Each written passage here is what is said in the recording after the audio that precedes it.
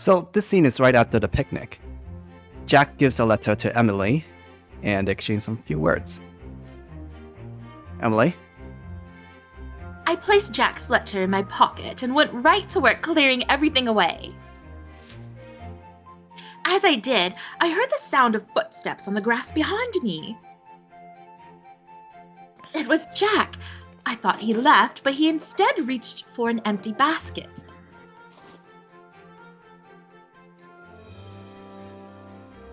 It's a big job for one. Let me help. Jack?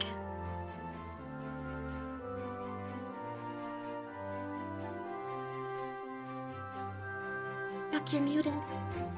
That a problem? That a problem? You got the letter. Might as well stay put. None at all. I could certainly use you. Together, we went to work. One moment.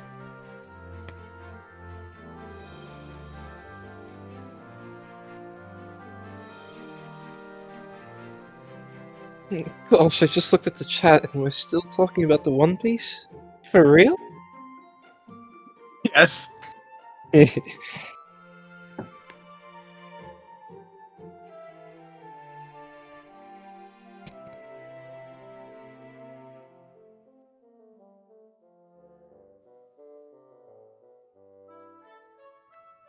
Jack was quick to prove himself more capable at the whole affair than I was, as he had packed everything both with swiftness and neatness.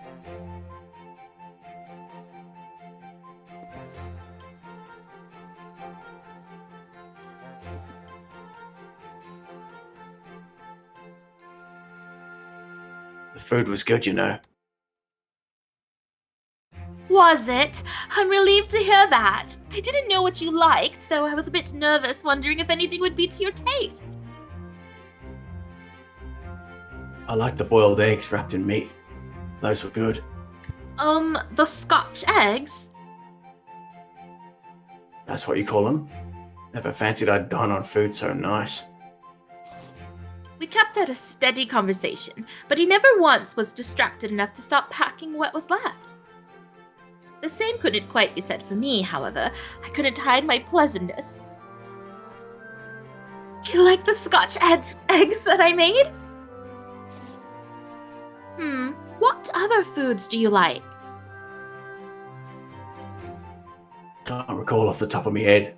I eat simple stuff like baked potatoes or scraps of meat. But it ain't because I like them in particular.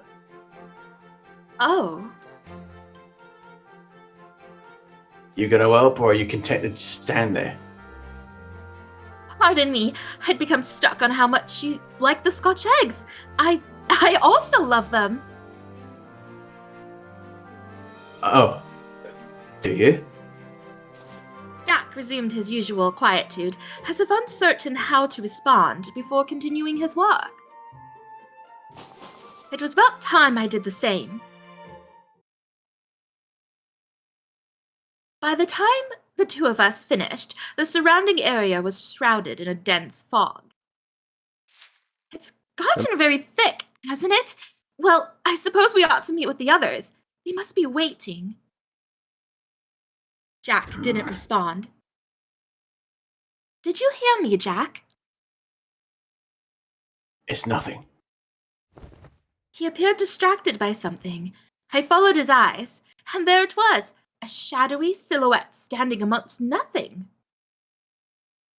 In that moment, the fog grew rapidly more thick. Jack? I'd only taken my eyes off him for a second, but by the time I'd turned back, he was gone. I wasn't fond of being alone like this.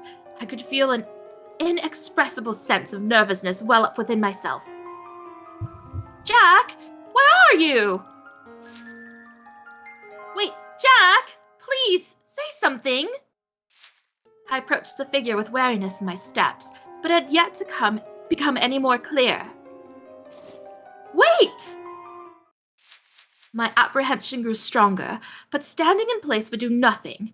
I decided to continue following it. After following it for a time, I'd arrived at a crossroad. We've been skipping this scene since we've already seen it. Have they got to take? I'll let you pick.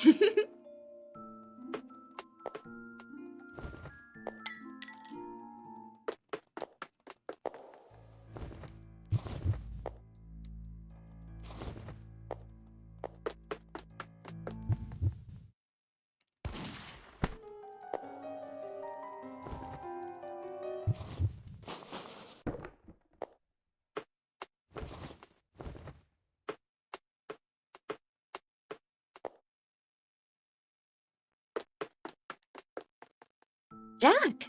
Jack came rushing over, and I had the sense that he'd been in a complete panic till just before. You blooming idiot! First you vanished, and then I... Have you been looking for me all this time? He didn't answer, but I could hear how irregular his breathing was. Forgive me, Jack. I didn't mean to worry you. I wasn't. But you were looking for me, right? No. Oh, still, thank you for fretting to such an extent for my sake. I said I wasn't.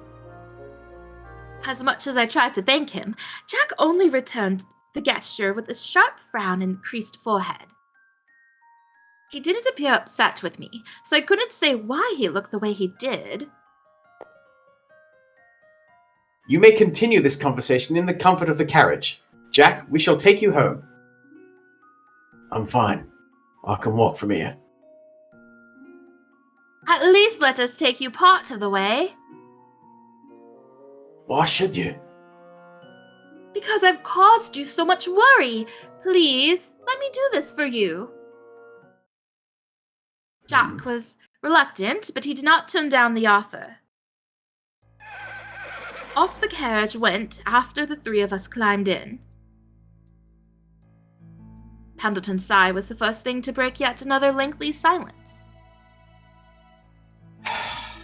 My lady, I'm going to be very frank with you. For heaven's sake, do something about your unfortunate habit of sticking your nose into danger. But you didn't do nothing wrong. That's sweet of you, Jack, but I did. It was thoughtless. I should have stayed where I was instead of wandering off.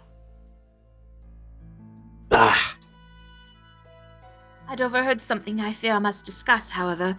Something involving a Colonel Moran. my lady, where did you hear that? Jack had no particularly strong reaction, but upon mentioning Colonel Moran's name, Pendleton's expression changed. It was earlier. There was a man with me in the fog by that name.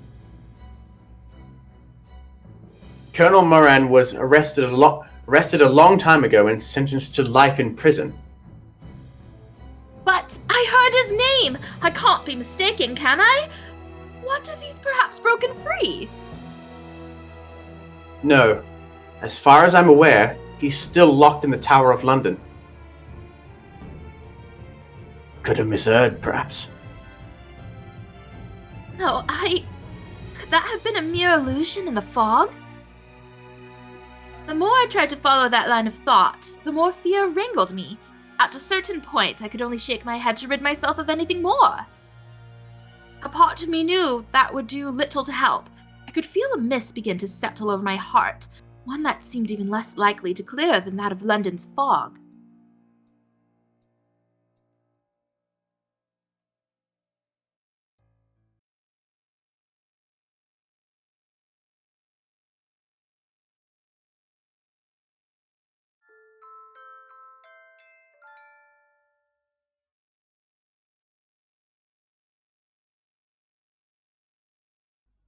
The night was still, and London's streets silent.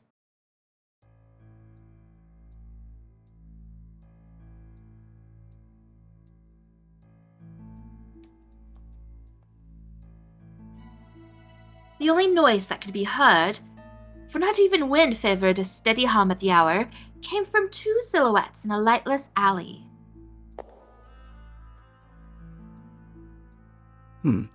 Jordan, are you well? You are surely aware of why you were called. That you're to eliminate a traitor. Nothing difficult. Simply do as you've always done. This is what gives you value to me, to the organization. Remember this. Naturally, you're to dispose of the body whilst leaving no evidence at the scene. Are we clear? Tom. Yes, sir.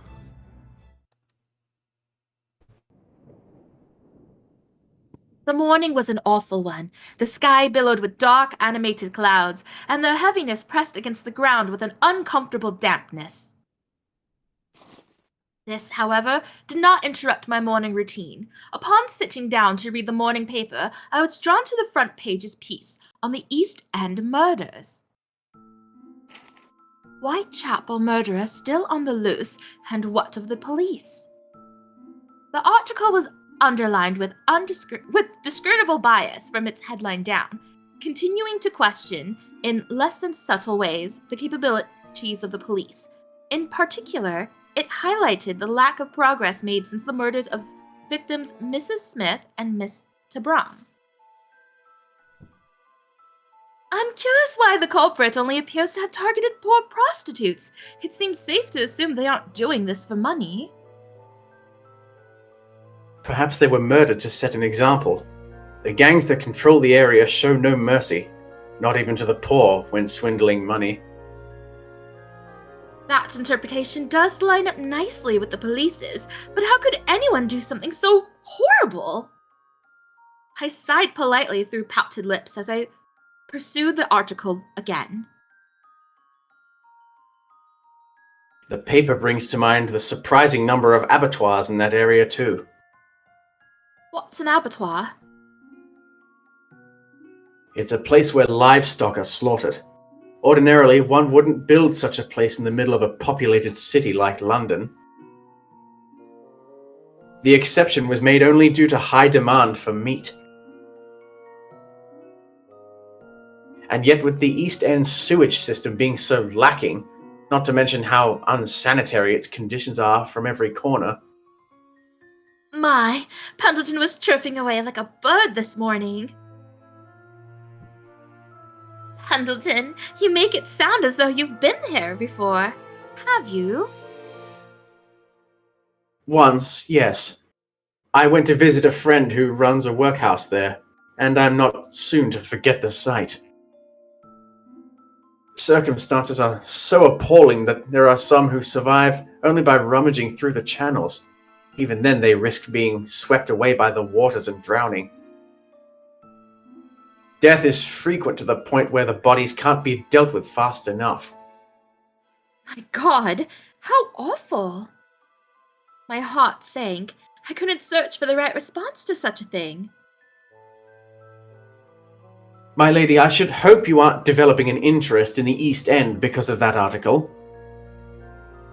No, that's not quite it. It was Jack who came to mind. What would Pendleton think if he knew a schoolmate of mine was from there? I didn't want to imagine it, apprehension building at the mere thought. I chose to keep quiet regarding the issue. Nothing good would come from telling him about Jack. If there's one place in the city you must stay away from, it is the East End. This comes along with my asking that you refrain from recklessness in general. Is that in regards to my trip to Hyde Park? Indeed. Need I remind you of how you were found on the verge of tears, lost in the fog, stomach plump from consuming several too many desserts? That's a horrible way to describe it, and you've never found me on the verge of tears. Anxious, perhaps. I see no significant difference. Listen well, my lady. When you need help or feel danger round the corner, do not act rashly. Call upon your nearest Scotland Yard officer. Of course, I will. Our daily conversation was not as pleasant as I come to expect, and thus we departed for the carriage minutes earlier than usual. The morning was still young when I arrived at the academy. By then, I was thankful to see the gloomy clouds had passed, granting the day a lovely sky. I wonder if Jack is sleeping in the courtyard again.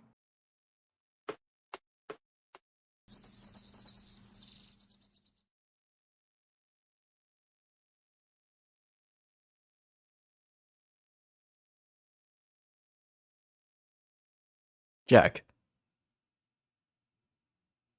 He said, sorry, one sec. Oh, it's you. Oh, well, a pleasant morning to you, Jack. Thanks. Why'd you look so disappointed? It sounds silly, but I was hoping today would be the day I could keep you from waking up.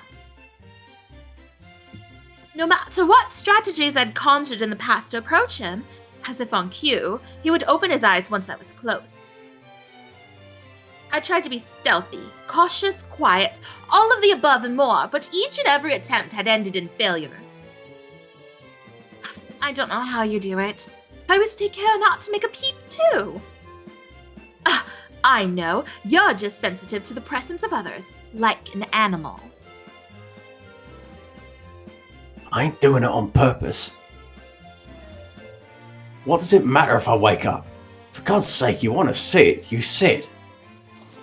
Jack, as if to further express his sentiment, eased himself up just slightly to move aside, allowing me to sit next to him more comfortably.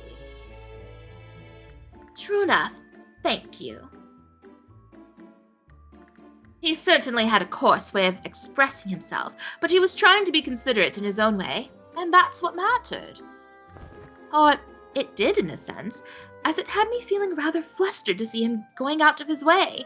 Still, I accepted the offer and took my place. Something funny? Oh, I'm just happy to be able to sit next to you, that's all.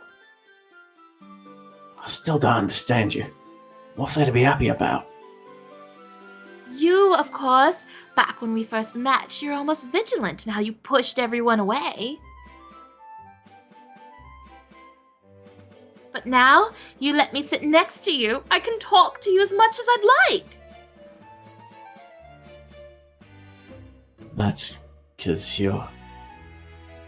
What? Never mind. And that was that. I doubted any prying and pulling would have him change his mind. May I ask you something? When you graduate, do you intend to become a detective? It's not what I want to do. No.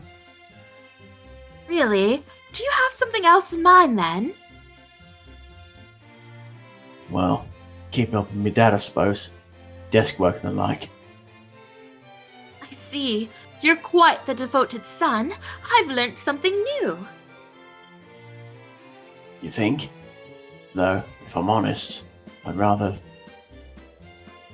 Again, he was on the verge of opening up about something personal. I waited. Jack? No, forget it.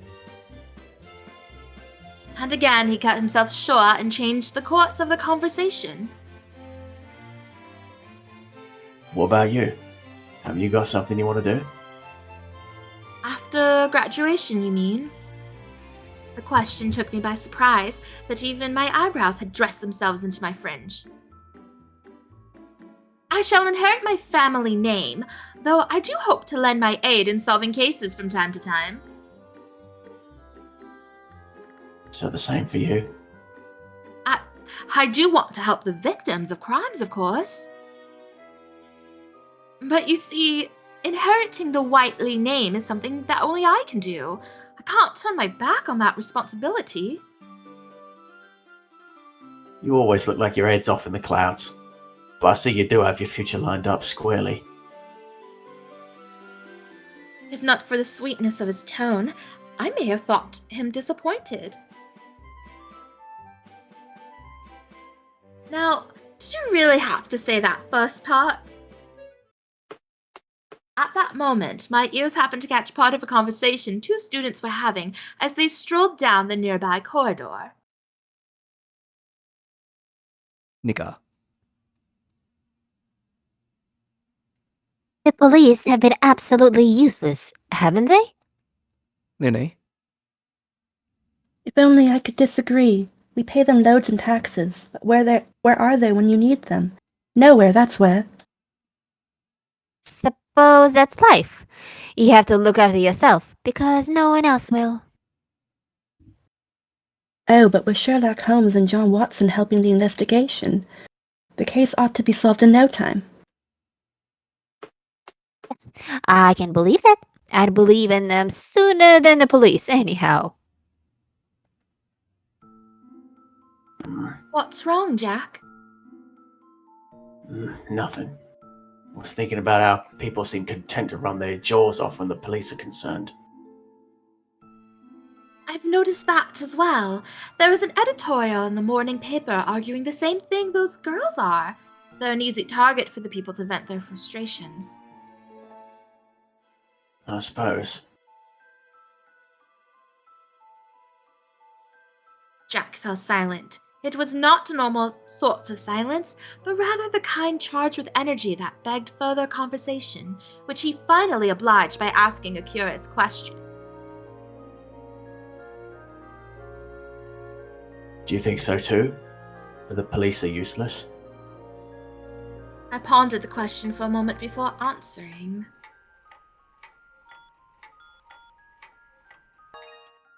I just don't think people understand what life was like before Scotland Yard existed. Hard to believe there was a time, really.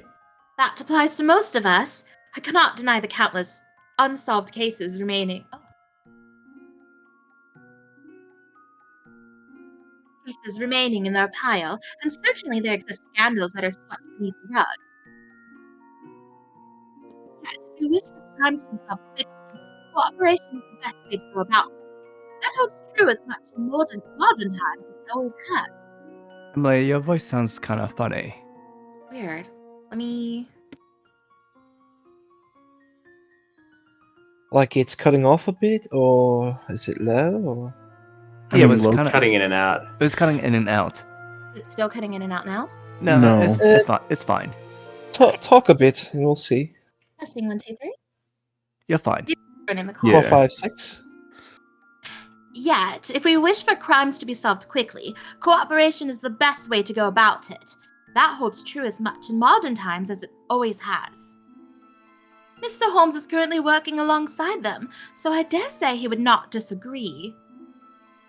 If we went to every citizen in London and asked them if they wanted these murders to end, they would all say yes. Who could earnestly deny the benefit of the police with that answer? Then you've sided with the police? Oh, absolutely. Besides, I would think criticizing them and giving up hope is precisely what criminals want us to do, and I won't stand for it. It's a strange way of looking at things. Then again, you're a strange girl. What? Do you think so? I thought it was rather common. May I ask your opinion, then? He looked away and thought, giving the question serious consideration before answering. I said you're a strange girl, but I feel the same as you. Well, aren't we a funny pair? We're only as strange as one another, then. Don't lump me with you. That's not very nice. You're the one who said something first. Wasn't this the first time Jack had given me an opinion on something so important? As I briefly recalled our conversations in the past, it had occurred to me that he had never been so nearly as open for about anything. Right then. Jack mumbled something or other to himself, reached into his pocket and presented an envelope to which I wore a grand smile at the sight. Oh, Here. is that a new letter for me? Thank you. He held it out before me, waiting for me to take it, whilst my eyes grew nearly twice in size at the prospect of its contents. What have you written for me? If I told you, you wouldn't have no reason to read it. True. I just couldn't suppress my curiosity. He could only sigh as I accepted it. You know, I've noticed trading letters in the courtyard has become something of a tradition between us. Well, I ain't giving you one in the middle of the classroom. Oh, I understand that. As soon as I finish writing a reply, I'll pass it along right here. My response stalled upon noticing Jack's hand. He knew just as well that I'd seen it and made to withdraw it behind him, but before he could, I'd reached out and cupped it gently between my own. What is it? You've hurt your hand again, haven't you? A fresh slice was visible across his palm, so fresh indeed that the watery-colored discharge, as the wound worked to heal itself, was still seeping and settling along the opening. It was painful to even look at, and Jack, fully aware he was in for a scolding, averted his gaze. God, how did you do this? You need to go to the infirmary. No. Jack suddenly grasped the arm that was grasping his own. I paused. I hate antiseptic. Didn't I write that to you before? Oh. He was right. I had once asked him in a letter about the one thing he found most difficult to handle, and to my surprise, he gave an answer: the smell of medicine. So I don't want to go. Firm as the words were, the voice which said them had grown feeble. Besides, it'll heal on its own even if I don't do anything. I couldn't very well force him to go. Left with no other recourse, I took care when holding his wounded hand with both of mine. His first instinct was to pull away. Stay still for a moment, all right? I hadn't thought he would listen, but he did oblige, and so I went to work, binding his hand in a handkerchief I had on my person. There, it looks much better compared to the last time I wrapped it, I think. It's the same handkerchief as before.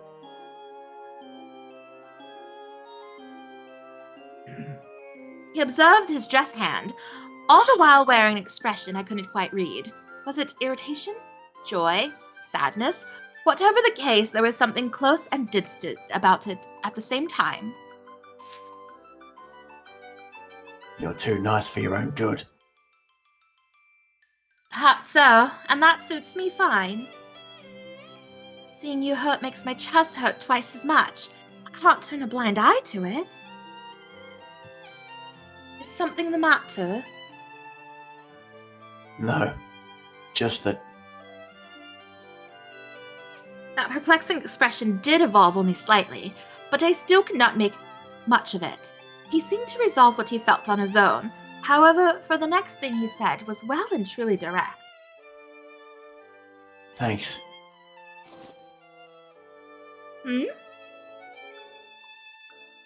So direct, in fact, that I became fastened in place. I'd never heard anything close to that from him before. That's it then. He stood up in a hurry, as if he couldn't take another moment of relaxing. Come on, if we don't get moving, we're going to be late. You're right! And so I stood in a flushed discomfort as well. I'm still struck from hearing that thank you. I'm so happy. I can't remember when I last felt this happy. It was hardly the first time I had been thanked. What was it that made Jack's feel more special than the ones I'd been given in the past? My cheeks, my chest, and even my stomach thumped with warmth. It was one word, just one. Who knew I could be affected so? What are you looking at? Not a thing. Really? I'm sure. With that, he turned and walked towards the classroom. I just realized he'd never said my name before. He's written it plenty in his letters, but it's not quite the same thing. It's always you and such, nothing particularly sweet. His showing gratitude gave rise to a new question. How would I feel if he said my name? If the former made me as happy as it did, then I could not wait to hear what effect my own name had on me. That hope now faintly at the back of my mind, I quickly followed him.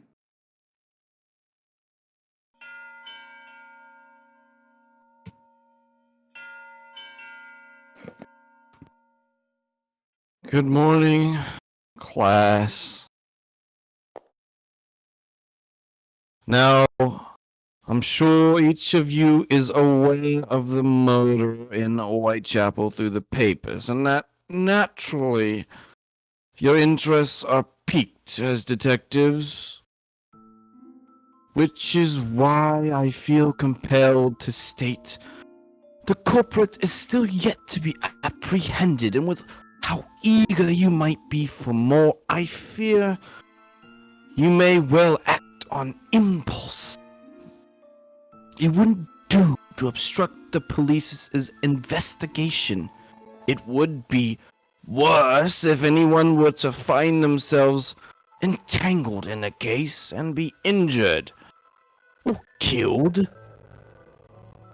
You must understand that if they need your assistance, they will ask for it. Until then, stay far away. And under no circumstances are you to think about traveling to the East End to investigate independently.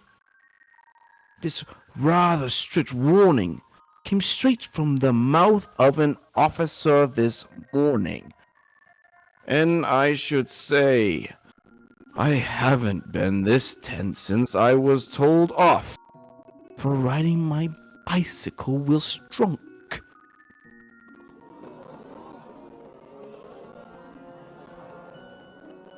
The poor man seemed to radiate exhaustion.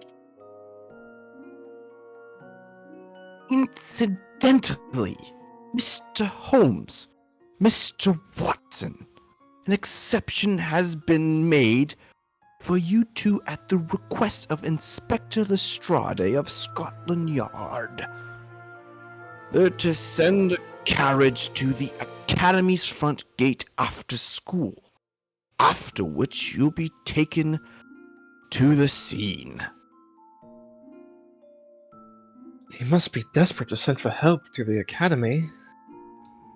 Really? I think it's about time they asked. Holmes said this in a disinterested tone, but his fist began to clench with anticipation, and his eyebrows raised exquisitely from all the enquiries he had in mind.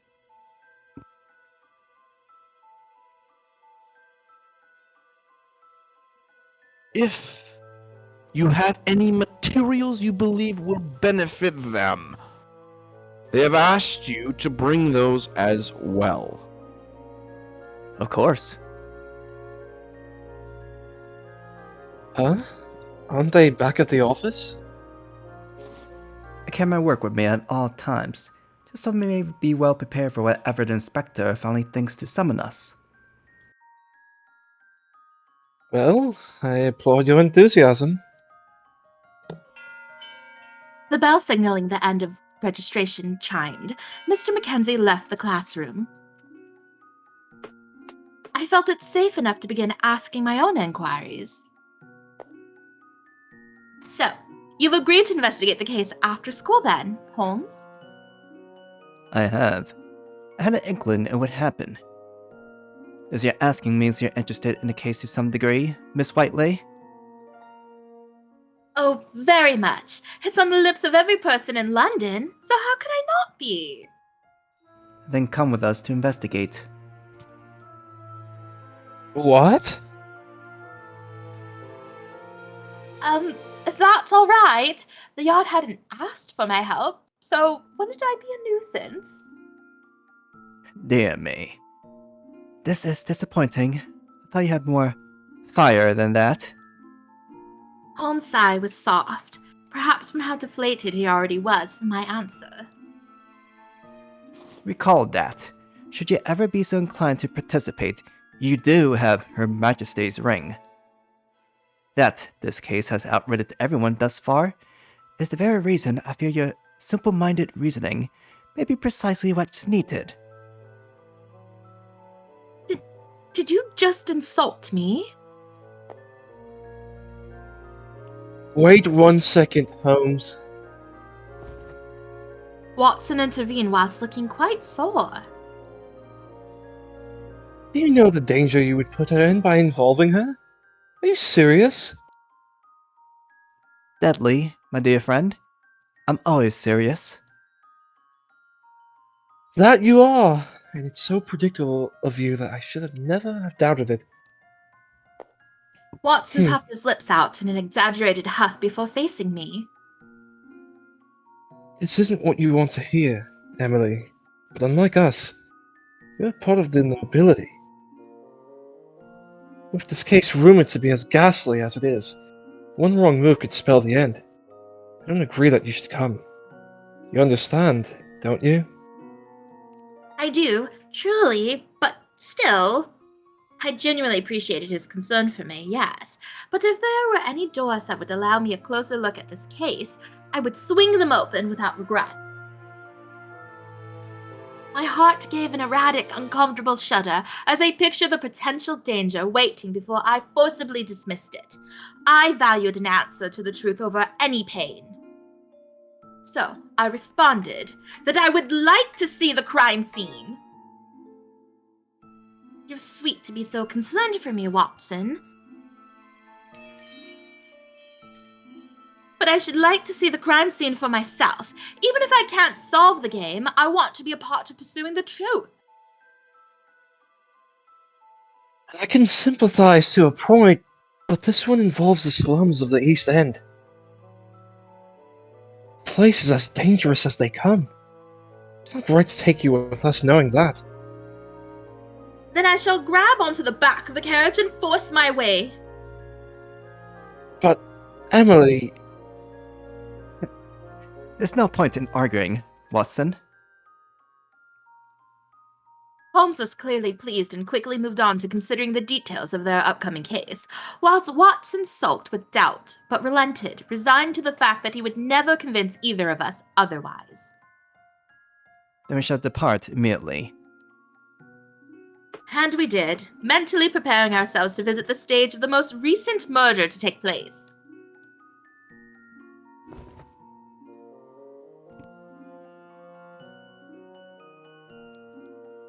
Oh, there you are. You certainly took your time, didn't you? Come along now. The first person we met was the sergeant, who had been waiting as we were instructed just outside Harrington's gates. I shall be responsible for escorting you. Come in, if you would. What's this? Will you be accompanying us as well, Emily? Emily? Please, I won't be getting in the way of the investigation. I presented my ring to him, and knowing its worth, he respectfully minimized his disagreement while doing nothing to hide a concerned brow.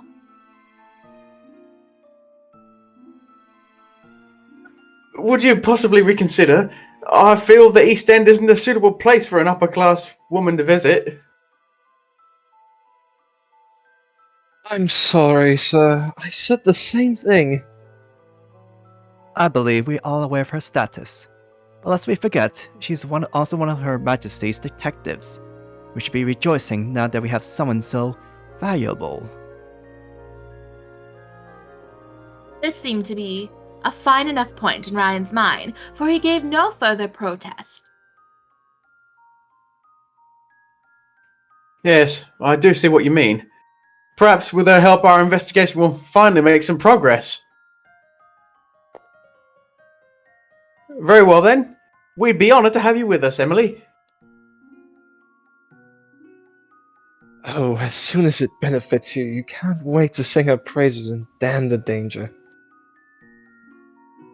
Did you say something, Watson? Nothing important, apparently. The inspector is waiting for us, so let's make haste. Right away. One by one, we climbed aboard the police carriage.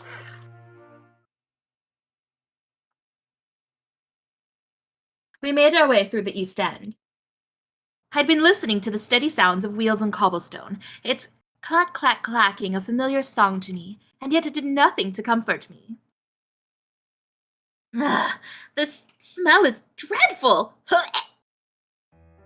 The smell which swept the streets was so dense that it perforated the carriage, assaulting my nose and tickling my throat in a disgusting mass.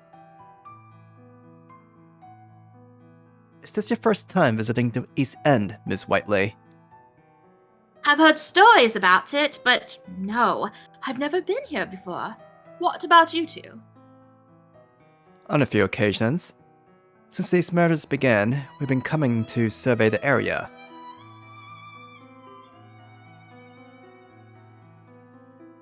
I still can't get used to the air here. More than the smell was the sight of something truly disturbing to me. Sitting at the side of the street was a woman surrounded by children. All were filthy, with unkempt, unwashed hair, like the fur of a stray, and their clothes ragged and so mudded in color that I could not decide if they were dirty or dyed.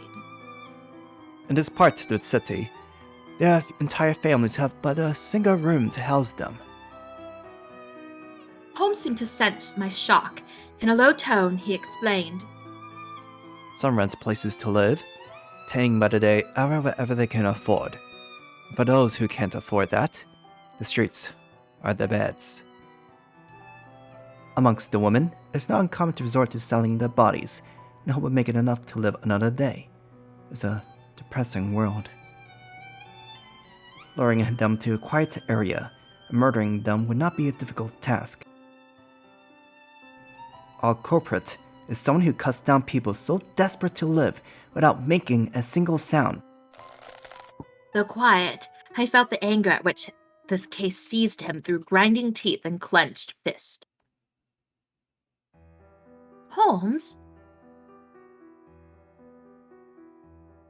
And Emily, some of the people on the streets are riddled with skin diseases.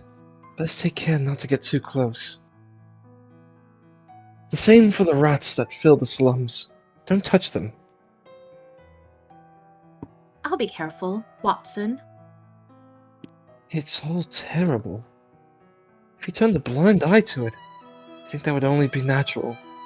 But this is the reality. Indeed. I nodded slowly. I don't believe it's possible to truly understand this case whilst choosing ignorance of the happenings here. My conviction now twice its usual strength, we rode in silence till we reached the scene of the murders, the Whitechapel district. The first place we chose to investigate was the site of the last murder. The sun had begun to set by the time we arrived. Eerie shadows creeped around us.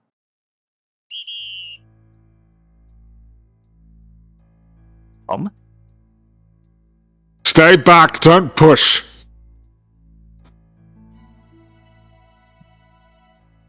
The police have cordoned off the scene, though to their credit it had taken more than a rope to keep onlookers at bay. There were so many who expressed equal amounts of horror and a rapaciousness for more, crying oaths and shoving for a space to view anything heinous, perhaps less out of fear and more for entertainment. Couldn't be sure. The crowd made it difficult to maintain a noblewoman's modesty and stay close to my partners. I did manage it as well as I could, at least, and together with the sergeant, we ducked beneath the rope to pass.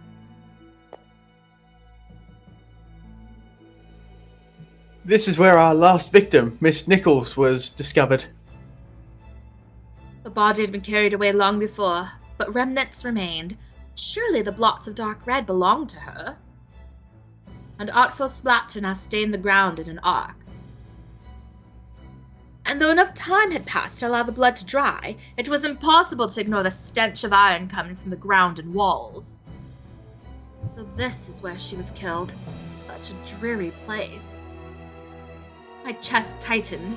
It was the first time I realized how little newspaper could convey a tragedy. Yes, in this very spot less than a day prior, there once lay the body of a woman. Her throat had been cut to force her into silence, and the only thing left to do was wait for the end, alone, in pain. I wondered if this was why the atmosphere felt so oppressive.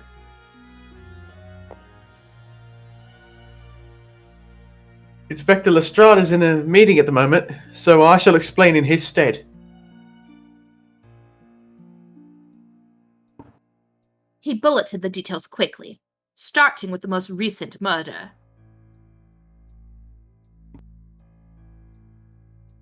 The victim was killed last night, with her body being discovered by a patrolling officer. He reportedly heard no screams or loud noises during his patrol.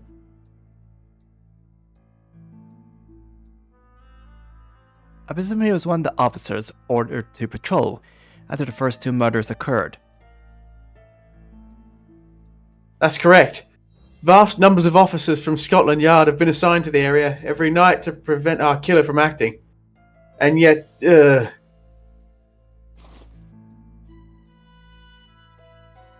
there were no suspicious people witnessed in the area? none, I'm afraid. The body had been immediately taken for autopsy.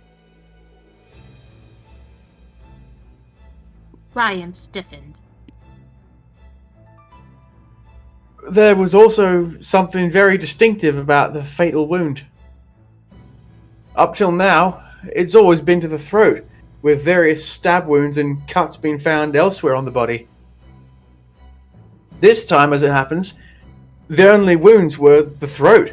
Very clean wounds, like that of a surgeon's. One cut was made from left to right, the other from right to left. Neither one showed any less precision than the other.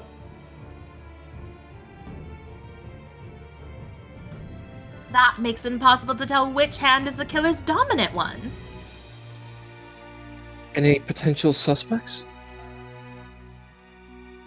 Nobody. The evidence gave us absolutely no leads.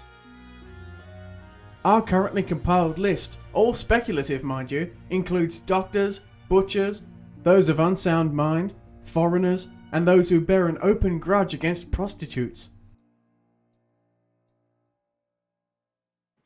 Our one clue to narrowing that list down is from this particular murder.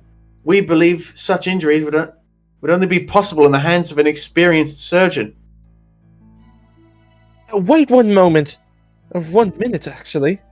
Doctors are people who dedicate their lives to helping others. Just as Watson sought to make a stand, he was interrupted.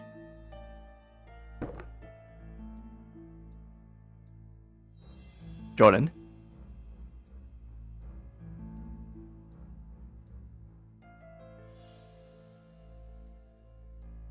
What's in here? How long is it going to take you minutes just to catch Jack Ripper? Them bobbies are a waste. The man roared over Watson, silencing him and creating a dark energy amongst the crowd. Jack the Ripper? We've started using that name too. Killer of the Whitechapel murders is a bit unwieldy, you see.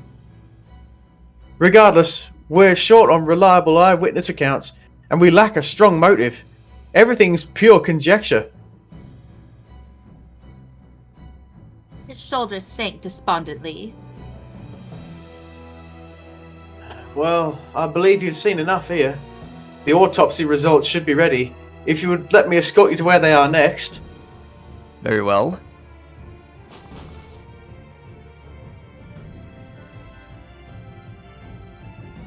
Tom?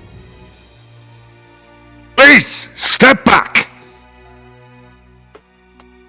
We filed again beneath the rope, being very conscious not to corrupt the scene as we left or make a strong contact with the seemingly unscrupulous crowd. Ah! I'd failed this attempt completely, instead being caught between so many human bodies packed together that I was pulled away from the other three. Step back, otherwise someone is liable to be injured! I could barely hear the officer's voice. No, I need to get back to them. I can't lose sight of them. I was desperate. I tried to flail and push my way back through it in a panic, but I simply wasn't strong enough. And then I felt one anonymous hand reach into my pocket. What? Is that a thief? Stop! As I'd gone to shout, another hand appeared over my mouth. My panic only grew. I couldn't understand what was happening. No! Help! All delicacy was lost to a desire to break free. But all my thrashing was for naught. I was deeper buried within a throng who cared nothing for a helpless girl, and I did not have the strength to defend myself. I tried. I never ceased to stop fighting. All while being dragged away through a swarm of apathy. There are so many people here. Emily, how are you? Emily, where are you? Watson, don't tell me. She can't have gone far. Let's look around. Narfi? Alright, miss. Hand over your money and all the pretty things you got on you. I'll let you go if you do. I would never. Little tart. Think I don't rough you up a bit, yeah? He edged closer, my wrist gripped between his hand to the extent that it hurt. I didn't know how I had answered him then, but fear kept me from moving. God, I need to find Holmes and Watson. I met eyes with the man, every part of me shaking, but I summoned the last bit of courage I could find within me. Racked nerves turned into a sudden outburst of strength as I brought the heel of my shoe down on his foot. Yeah! It worked! His grip loosened for a split second, just enough time for me to pull my hand away. Christ, stop running! Never! Run, Emily, run out of sight! There was but the one thought as I dashed through the East End, which, directionless as it already felt to me, had now begun to fill its streets with an evening fog. I risked diving further into the maze by turning into a concentrated alleyway. All my hopes were placed in becoming lost in the haze and darkness. I never looked back. For once, I'm grateful for the fog. I hope he can't find me. My running only ceased when I heard no footsteps behind me. I continued to walk deeper and while catching my breath, my path ahead growing slimmer. When the shadows were at their darkest and the buildings nearby sheltered me, I stopped to survey my surroundings, finally feeling as secure as one could in my circumstances.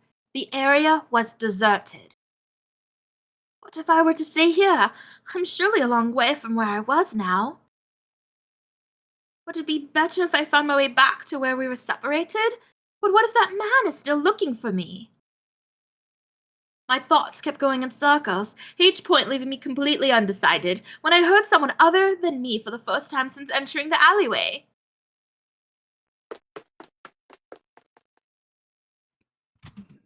Gems? Who is that? Someone was approaching. But with the fog as it is now, I could not see who they were. Ah! The one thing impossible to miss was an eerie glint edging in my direction. Is that a claw? Right then, the moonlight cut through the cloud and fog alike to illuminate a second figure, a man wearing a silk hat. Its brim was large enough to shroud his face. But I was in no hurry to discern his facial features after I saw his hands covered by bladed weapons. Each of his fingers were equipped to stab and dig like the claws of a wild animal. Those blades rose and hastily approached the running man's throat.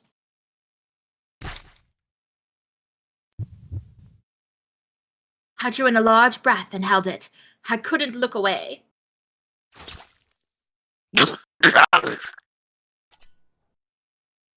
The man struggled to speak, but what came was an unintelligible gurgle through his throat. His clavicle depressed unnaturally. What little breath that could be drawn was stuck fast beneath the blood coagulating within his esophagus. And then he dropped to the ground.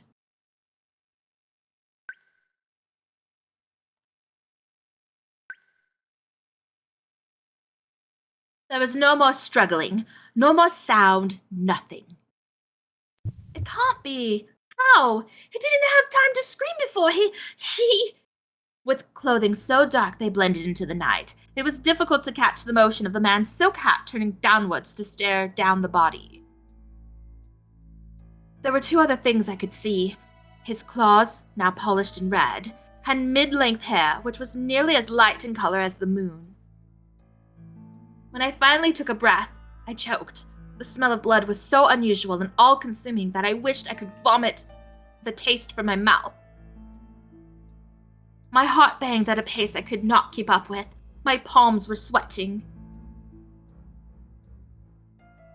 Terror was the only thing keeping me on my feet. I knew that if any muscle in me relaxed, I would collapse to the ground. He notices I'm here. He'll kill me. I didn't want to die. I didn't want to die. Please run. Why? Why can't I move? I need to get going. What is wrong with me? If I stay here, I'll... The sweat dampened my back. The panic overwhelmed me, and I let out the breath I'd been holding. Let's go, Emily. Come now, quickly!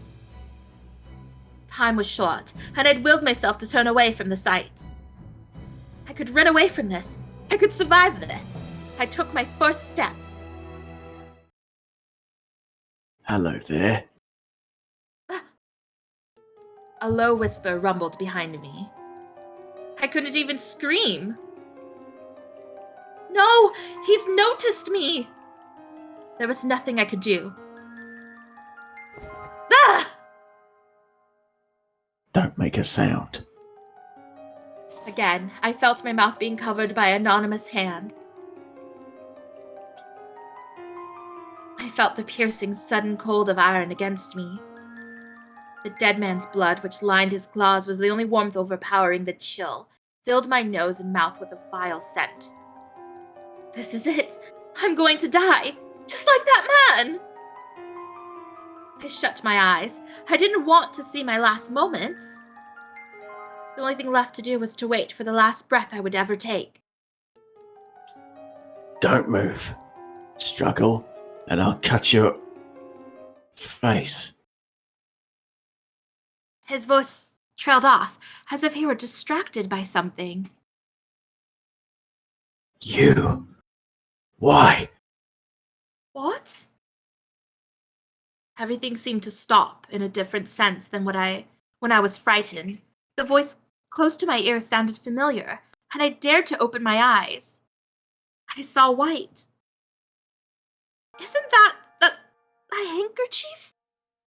His palm, the only part of his naked hand I could see, was indeed wrapped in a handkerchief.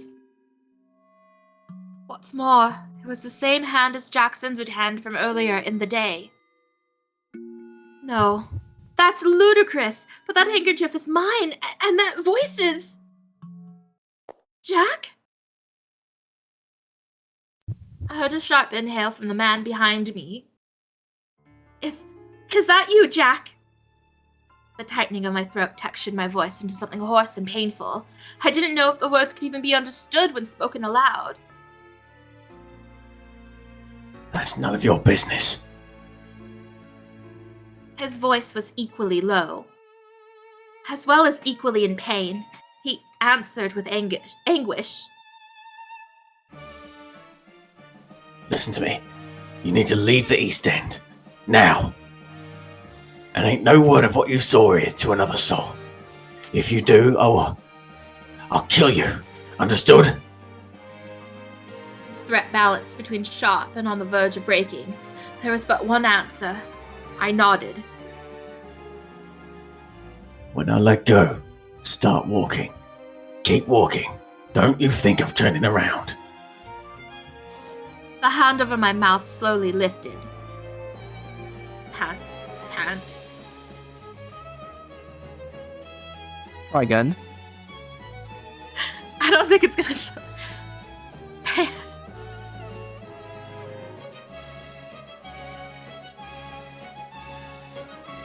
I don't know if it's gonna pick up. I could finally breathe. Every single intake of breath made me soar down to my lungs, but I had never been so grateful to know that they would not be my last. Where to turn now? That man, him, he would be standing there. So long as I did not see, it was my imagination at best, and I could live. If only I could turn around. I wanted to see his face. I wanted to confirm that he was there. I steeled my all, physically and mentally, clenching my jaw tighter than I ever had, as the need amplified to bursting. I had to remember my own words. It wasn't possible for me to truly understand if I chose ignorance. Jack! Go! Now!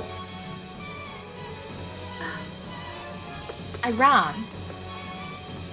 As I did, rapid-fire theories and excuses were dawned upon and discarded. So many, so suddenly, that they began to pile into a jarring mess. My chest still hurt. But I still kept running. How far have I gone now?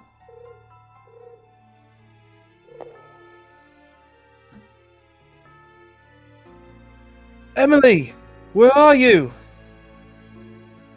The voice came from farther ahead, and against what I thought myself capable of, I moved even faster towards it. Hey, thank God you're safe. As soon as Watson saw me, he rushed over. I'm so sorry. If I hadn't lost sight of you, this must have been terrible for you. I wanted to respond. Emily, are you alright? Are you injured? I placed a hand on my chest and breathed in as deeply as I could. Quite. No injuries. I was pushed along by the crowd, and then I found myself lost. But I'm all right now. Yes, of course. You don't know how relieved I am. Holmes and I split up to search every corner of the city for you. Forgive me for worrying you. I really have no idea. I need to let him know I found you. White? You sure you're alright? I feel like something's happened, and you're not telling me about it. No, honestly, I'm fine. If Holmes was still searching for me, then we'd best find him now. Let's go.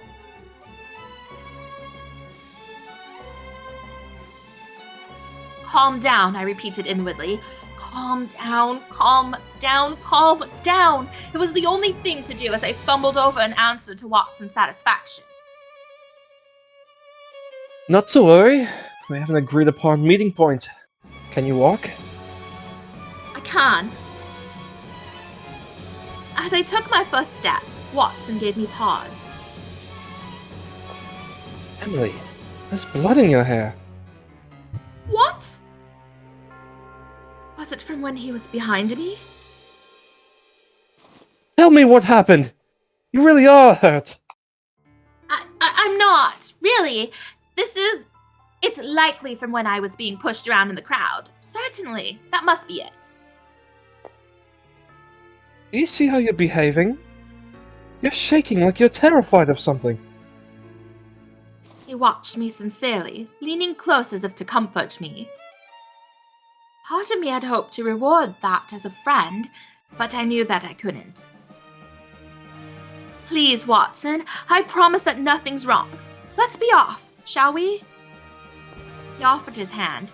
I accepted, but fretful as I was in wake of the affair, my grip was very weak. Emily... Instead, he grasped a little more tightly to mine. Watson had the amazing ability to be so kind that it hurt as much as any wound. The guilt now settled in. I'm sorry. I am. I hadn't meant for this to happen to you two. Keep our heads on for now and meet with Holmes. Hold tight, alright? Certainly. Thank you, Watson. With his support, we moved at a steady pace until our destination. Watson reacted first with worry. Holmes, of course, reacted with a healthy dose of admonishment. How could this have happened? I'm glad you're safe, but whatever were you thinking? I'm so sorry, Holmes. He was angry, and rightfully so, but he must have been beside himself not knowing where I was.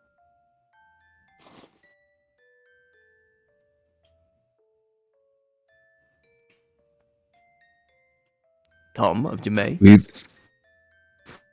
should like to escort you home by carriage. Right this way, ma'am. Nothing felt quite real as we left the East End. None of what I saw was a dream, was it? No, I wish it were, but today was real. I placed my hand on my cheek to remember the prick of those claws. The memory of their chill was real enough to me. His voice, that handkerchief. I wish I could believe it wasn't Jack.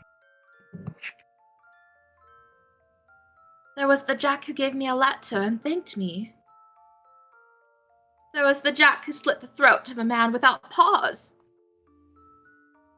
As the two merged into one in my mind, I felt strained for solace, the concept alone becoming much too sad. Upon arriving home, and in a rather predictable fashion, I was met with one of Pendleton's lectures. He had been made aware of the incident after I was lost. From what I could gather, the Yard chose to contact him as a precaution.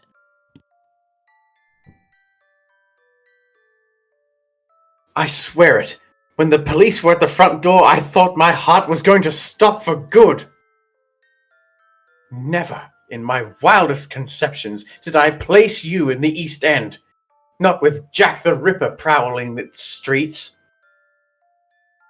What if you had been killed?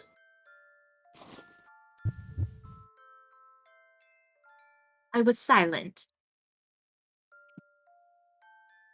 I must ask that you think long and hard about whether what you did was right.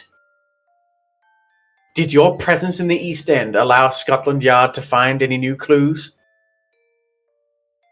Did your presence benefit Holmes and Watson?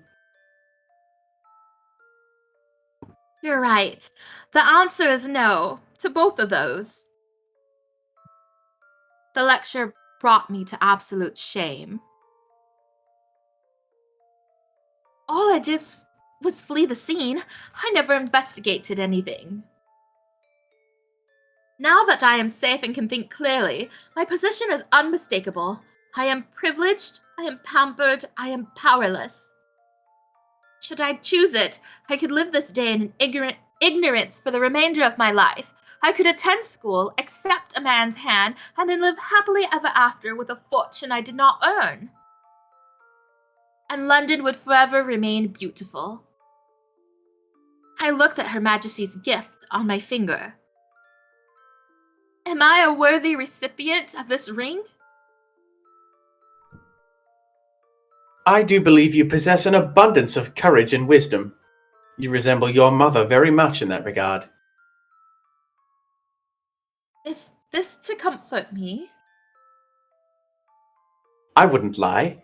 She was always a kind, lively person with a wealth of ideas, and she never turned away from those in need. I am certain there are many who owe a debt to her, great and small.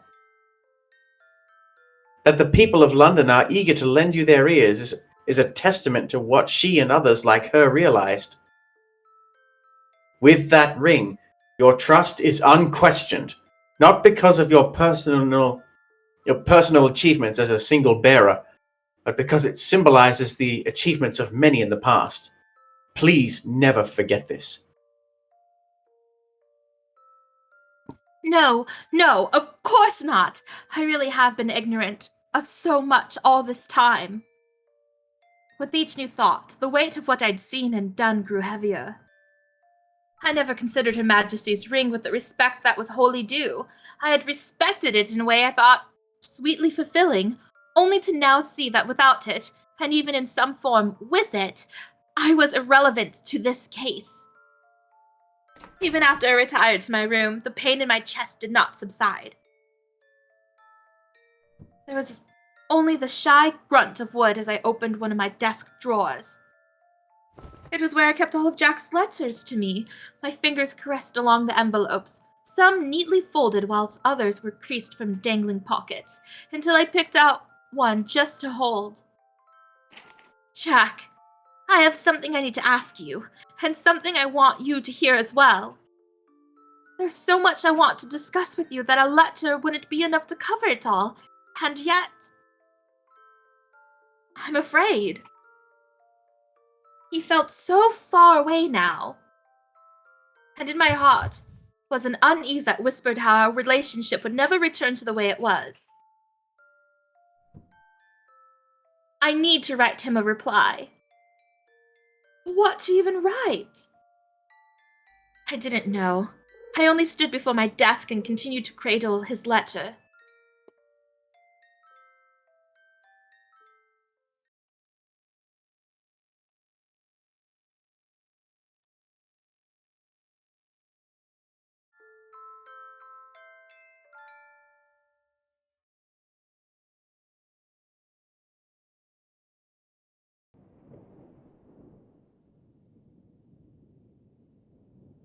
Night passed into morning. My encounter gave me a discomfort that made dawn seem inconceivably wrong, but time went on as it should. Even the worst of nights have their end. As I went to read the morning paper, I held my breath. The headline read, "Ghastly Murders Continue in Whitechapel." A patrolling officer made a grueling discovery last night when he chanced upon yet another mutilated figure on the streets of Whitechapel. Found near 12 o'clock, the victim, an unidentified woman in her 30s, appeared to have met a brutal end at the hands of someone of unsound mind. There were 2 visible lacerations in the neck of the victim. Police currently suspect these were made by a sharp blade, as the wounds were so penetrating that the head was partially separated from its torso. 2 similar, larger lacerations were also found across the victim's abdomen. The article continued with a description of the victim's body and all its various wounds in extraordinary detail. But the thing that I found most striking was the headline itself. This can't be the murder I witnessed last night. It's not anywhere to be seen here either. One would think a man's murder equally relevant news. I simply fled the scene and promised not to tell anyone about it. And I held to that promise. I've not told anyone, and I shan't ever do so. I gulped. I witnessed a murder. I saw his murderer. As the air became pungent with the stink of iron, he silently accepted the loss of life before him. His lack of hesitancy painted a man who believed it was right for the man to be killed. I, meanwhile, became an artist with her brush stolen from her hands. I stood and watched with no defense, no truth to paint, frozen with fear. I did not believe it was right, but still I watched. Being seen must have been a cruel miscalculation on his part. The natural thing to do, horrible as it was to think, would have been for me to be added to the bloodshed. Why am I still alive?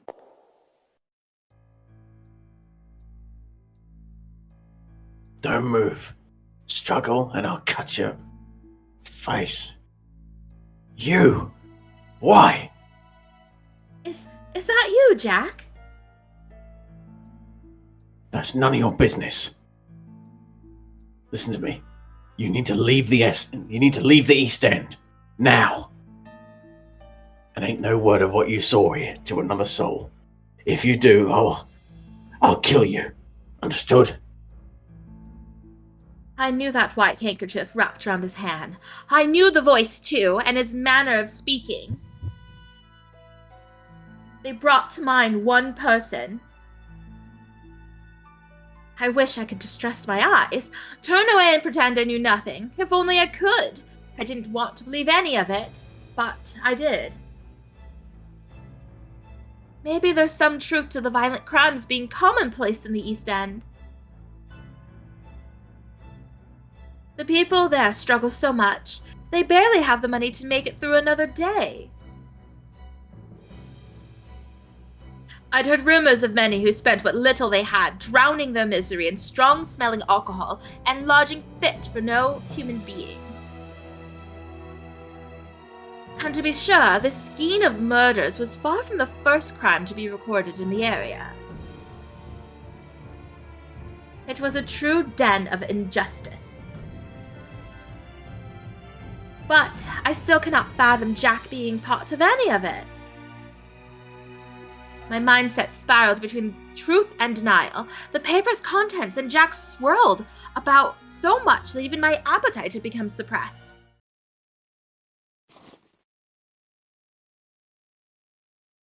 Forgive me, Pendleton, but I'm not hungry this morning. I'll only have some tea, if that's all right.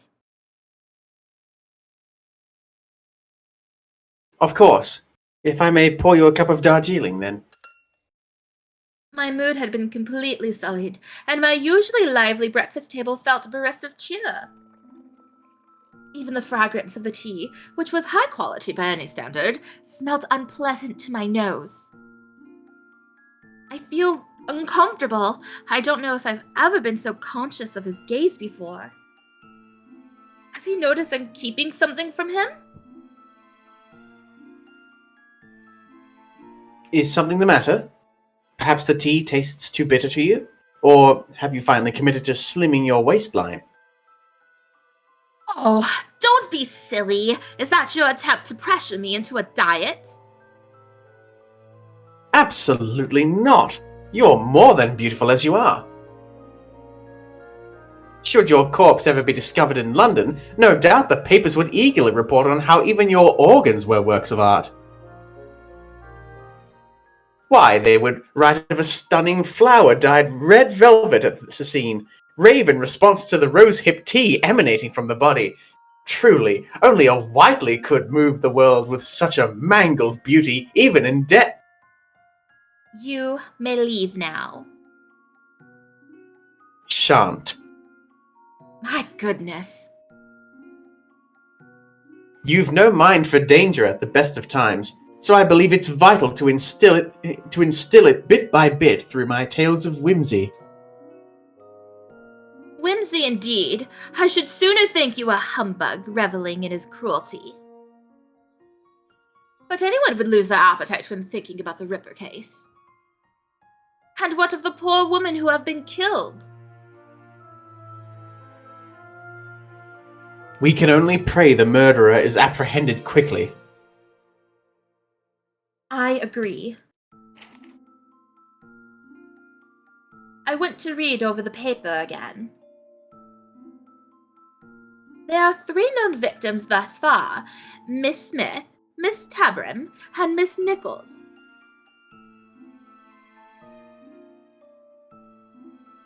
So I've heard. That particular area has always been notably dangerous, but as a result of this case, the Yard has been patrolling it rather frequently of late. And still, the number of deaths keep climbing. My lady, I will make myself direct one last time. Stay away from the East End. Its slums are unsanitary, and it persists in its repute as a veritable nest of crime. You saw that firsthand yesterday, did you not? Should you visit, all you will do is add to the body count. Do not, under any circumstances, investigate this case.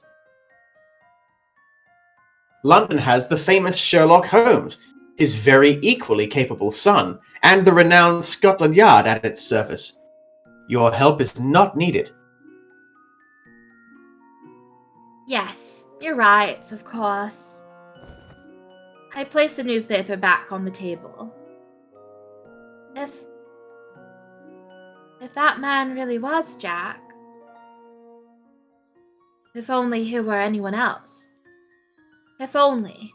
But I knew that he was not. This gave light to a possibility the friend in me wished to lock away forever, whilst the detectives and me ruminated the evidence. What if Jack is the one responsible for these murders? Could he be the Ripper? I hated the very thought. But if he were, he would have killed me without a second thought. So why let me live? Leaving witnesses will only hurt his chances. If he's capable of murder, as I've witnessed, why not do the same to me? I circled through the events searching for an answer. As many loops and detours as I made, I found nothing. What was I supposed to do? Well, you gave me cause for concern. For a brief moment, I thought your experiences in the East End had robbed you of your appetite. But you seem to have made short work of that tea. Have you changed your mind on getting something to eat, then? I wonder, if I go to class, will I find Jack there? Then I won't dally for a moment longer. The truth is waiting for me, and I must find it! Though I could pursue nothing on an empty stomach.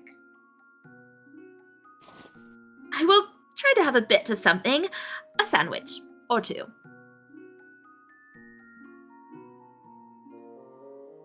I shall accept your bold retraction with pleasure, my lady.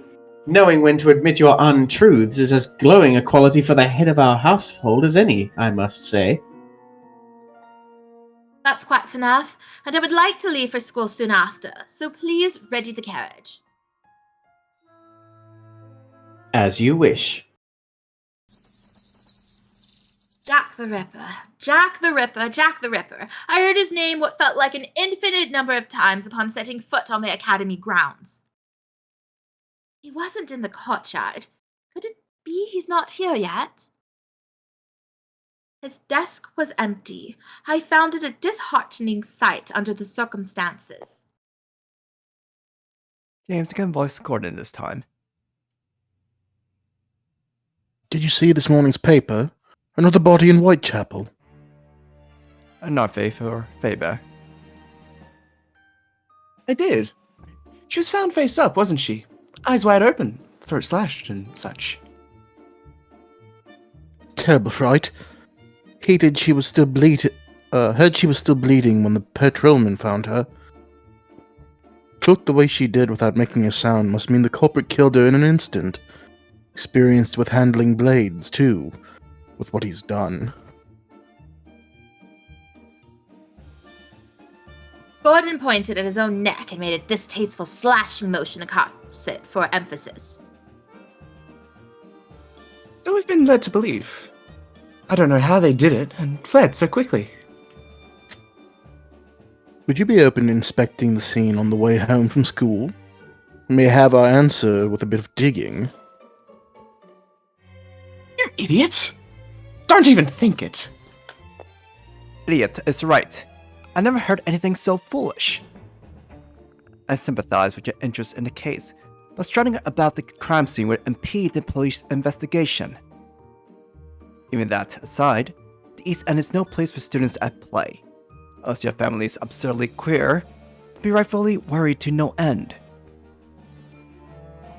A fine point, Holmes. And you're the exception. I would be the one with an absurdly queer family. Or some loath to admit such a thing. You shouldn't admit such a thing at all.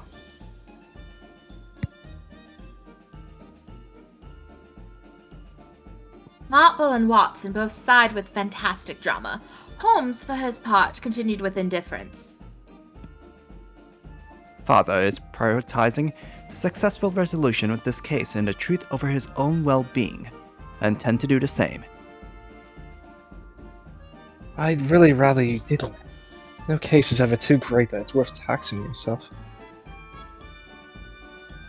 What if one of us became the next victim? I never want to experience a graduation ceremony without all of us present. Then worry more for yourself. The odds of you failing a class are much higher than me dying. Oh, stuff it! That hits me right where it hurts. No clever retort, Watson. My, you're painful. Pitiful. You're no better than Holmes. If you're finished with jest, I'd like to return to the case at hand. There are 3 victims, Miss Smith, Miss Talbram, and Miss Nichols. All were attacked with a bladed weapon of some description. There were also impoverished prostitutes, aged from the late 30s to early 40s, working in the Whitechapel area. Indeed, no culprit thus far, and that is quite singular. And with a firm enough pattern to conclude it's in the work of one person. I listened closely to the conversation, feeling restless all the while. This culprit also happens to possess extensive medical knowledge. Each time, they're sure to sever the victim's vocal cords before they can scream.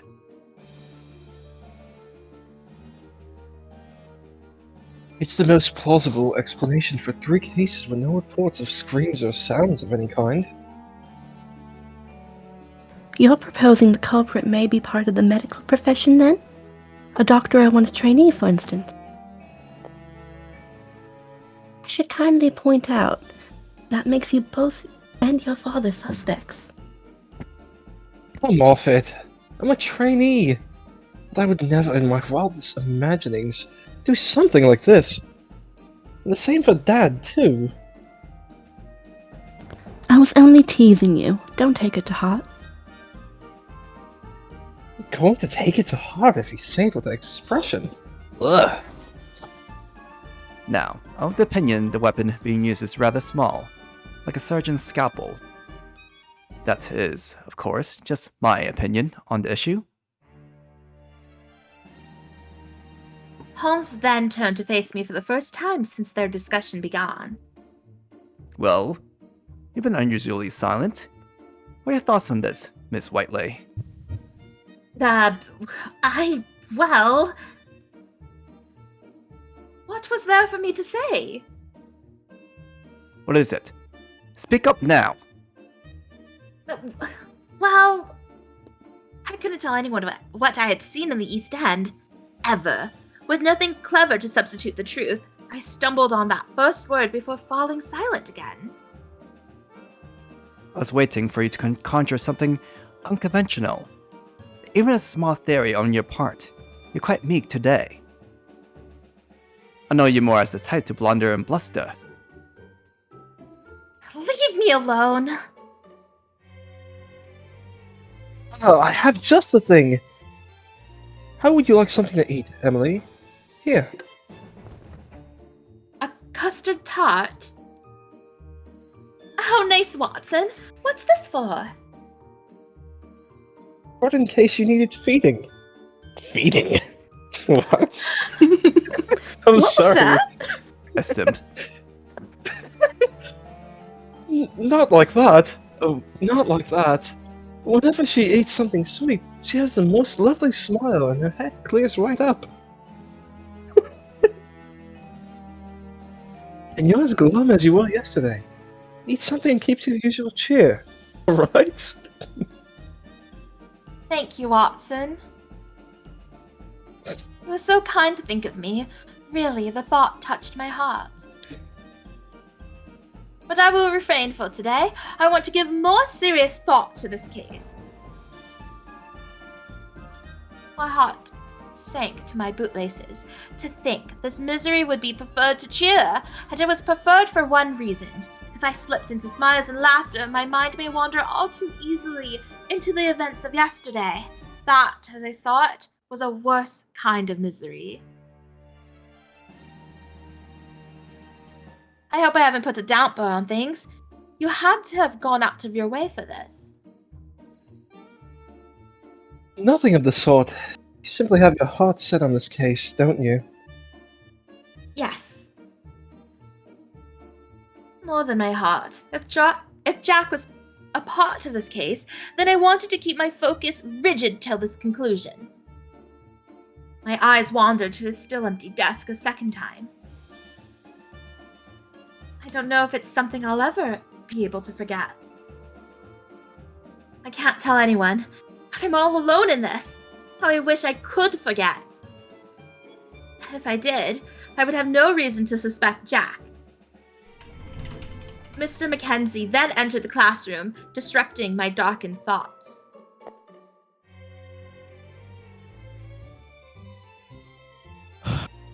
Take your seats, class. Now, I've spoken of this a number of times in the past, but with the most recent murders taking place, London is no longer considered a safe city. Take care not to stray close to the East End and try not to go out at night unless absolutely necessary. Lastly, I do realize this is sudden, but I have a bit of sad news. He turned towards Jack's desk. Jack Millers will be taking a leave of absence until further notice. The room ruptured into rumors and whispers and immediate nonsense. I've been told an illness he's been plagued with for some time has taken a turn for the worse, and the treatment could take the remainder of the year. Oh. I didn't want to believe it any more than I wanted to believe anything else that had been happening. A chronic illness? That's so sudden. Too sudden. He's never once mentioned such a thing to me, not in person nor in his letters. I wish him a full recovery. Of course, as I'm sure he will do. As we all do. It would be lovely if he could return and study with us again. That is the only bit of sad news I have. Thank God. Having said his piece, he then swiftly propped his notes upwards and gave them a tidy shuffling before retiring. Narfi.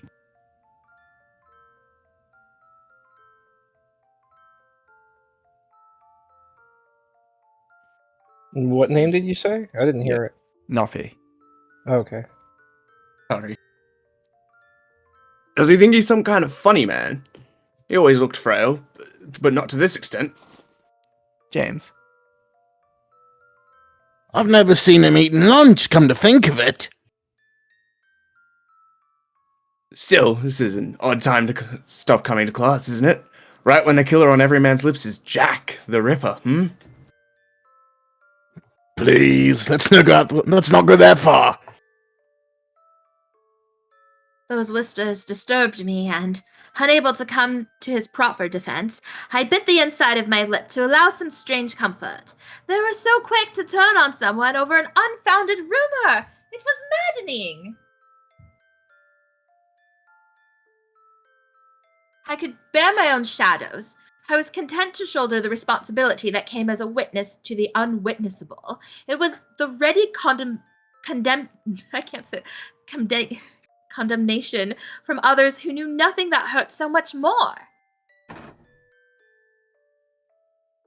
Pardon me, Marple, but has Jack ever taken leave for this before?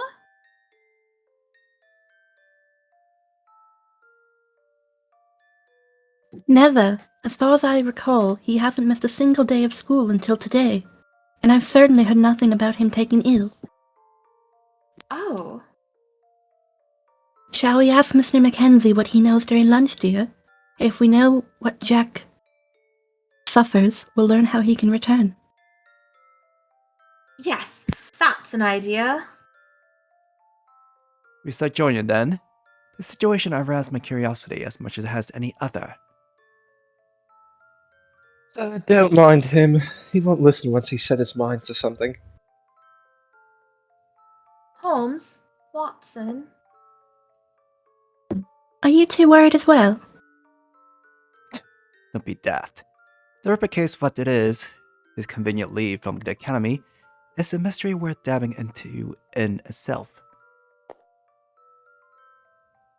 Your wit makes you wicked, Holmes, but if you wish to join us, by all means. We agreed to approach Mr. Mackenzie during our lunch hour. This was usually not a particularly difficult task, and today was no exception. We successfully apprehended him on his way to lunch in the hallway. Sir, might we have a moment to speak? Huh? Oh, of course.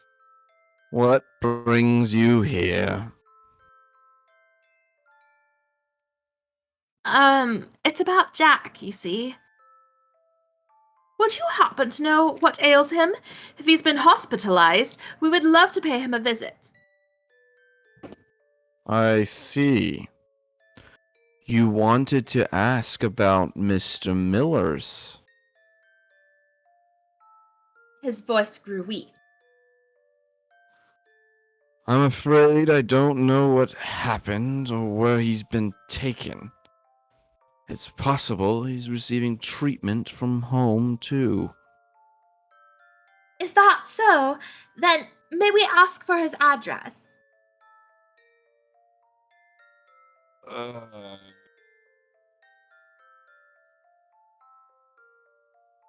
His features then slumped into something similarly weak, a grimace akin to what one might put on when they've tasted something unpleasant. Miss Whiteley, are you aware that Jack is from the East End? I am, sir, and that it's a rather sore point for him. I don't speak of the subject lightly, but do you also remember this morning when I mentioned the Ripper case? Oh, yes, I also read about it in the paper. Word has grown quite rapidly in recent days. Then you know that it's also far too dangerous to visit the East End. Your intentions are very kind, and I commend them, but I cannot, in good conscience, allow my students to visit. Is this for now? Or would you say this is of the East End even there were no murderer skulking about its streets? How to put this? There's something suspicious going on. If I'm honest, I know very little about the situation. I only received a brief message from his father this morning. Did you? Is it all right to ask what it said? I don't see the harm in that. Mr. Mackenzie had the letter on his person, to our good fortune. No time was wasted in presenting it to us. Jack's condition, a rather serious chronic illness, has taken a sudden turn for the worse. and so he will be taking leave for the remainder of the year. Henry Millers. Who is Henry Millers? Jack's father? Yes, adoptive father, to be more precise. I've never met the man myself. I'm only aware that Mr. Millers was born in poverty, which led to his father taking him in. So we can't even visit our sick friend? There has been some worrisome talk amongst the staff regarding Jack for a while. The East End is a horrid slum. It's unsanitary as they come. Disease runs rampant. Many believe it would be best to expel him, or at the very least force him to live in a dormitory. It pains me to stand by this as things are, but no.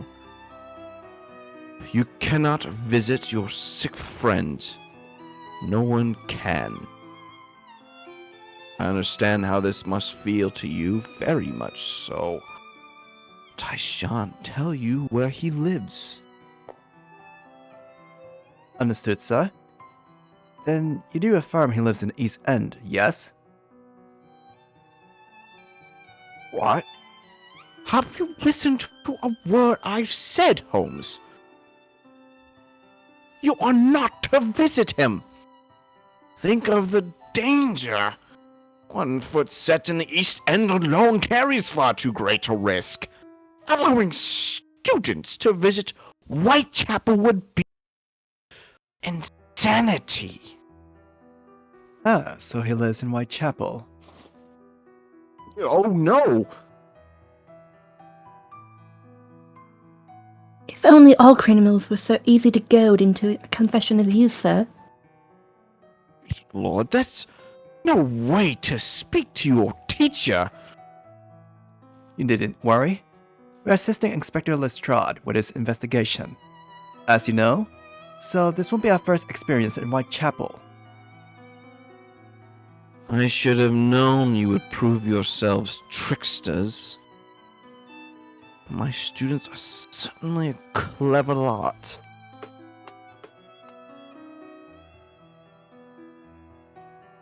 With a smile that proved half impressed, half bitter, Mr. Mackenzie politely excused himself before continuing on his way. I do think it's best if Holmes and I are the only ones who go. Victims of the Ripper case have been women, so well. If we find anything, we'll be sure to inform you. Very well. Thank you. I accepted their proposal with reluctance. Inwardly, I held to my concern for Jack.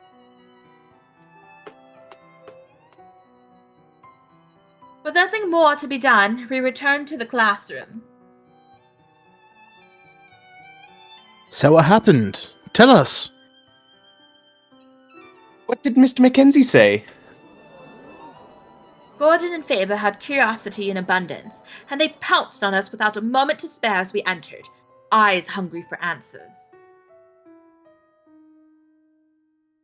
Oh, about what? Jack! What else? He's taken ill very suddenly. We cannot visit him. That is all. We're not paying attention to this warning this morning.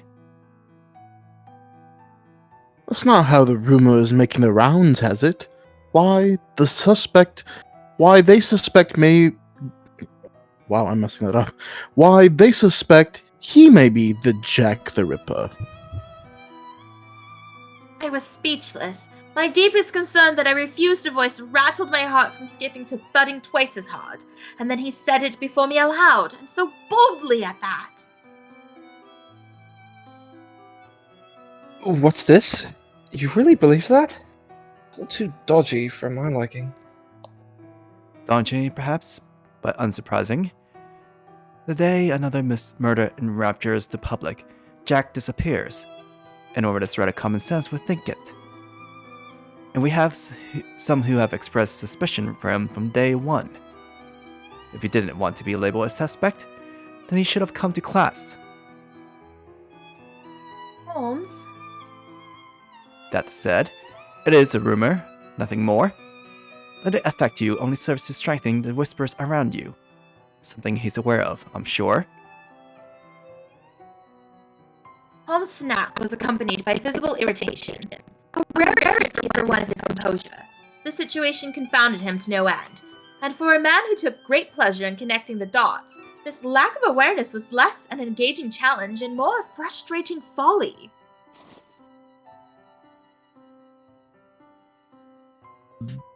That is true, and I do pity him to some extent. There aren't many here in attendance from the East End. That alone subjected him to some appalling treatment.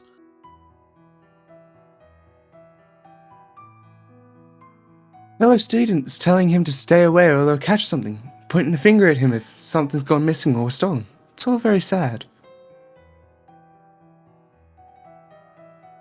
And it's likely why no one seems to have any issue with suspecting him this time as well. He would never do anything like that. Jack would never do any such thing. Was that to reassure my friends, or was that more for me? He's a good friend to all of us, isn't he? We've had some wonderful times together in this very classroom, in fact. And you still choose to doubt him? Do you? I met eyes with each and every person. And each and every one of them responded with incertitude, as if they hadn't considered the thought. Had they cast their suspicion on a friend? No one argued otherwise, and I was glad for it. We shouldn't be bought so easily by nonsense. What we should be doing instead is praying for his health. Capital. A fantastic counter, Emily. Couldn't agree more. True. I hadn't even thought of what it meant to attend here as an East Ender. Been giving him something of a wide berth myself. I wonder how many times I've heard him without even noticing. Watson took to the question strongly, his eyes downcast in thought. I have faith he'll return to school in no time, and when he does, we'll get on even better than we did before. You too, Watson, so don't look so troubled. That would be nice. Thanks, Emily. You believe that with all your heart, Miss Whiteley? Well, absolutely I do. And you do as well? I should like to, naturally. Well, let's be going, Watson. Alright, but I'll tell you what, he's a lucky bloke to have you fretting over him. If we see Jack in the East End, I'll be sure to pass on what you've said. I would love that. Take care, you two. We shall. All we will be doing is pursuing the truth. Holmes and Watson then left the classroom together. And off they go. Oh, Jack, is it really an illness that's kept you from school? Or could it be something else? Classes had ended for the day. There were no more lessons to act as a healthy distraction to my worries, and with too close confidence leaving for the scene, my unease shuffled to the surface of my mind. There's still a bit of time before I need to return home. Perhaps some reading will suit me. The Academy's library possessed an enormous collection of books, including those gathered by the Academy itself and those donated to it by the government. East End, Whitechapel. My fingers played along the shelves, occasionally tapping the spine of an intriguing title before settling on and opening a book detailing modern history.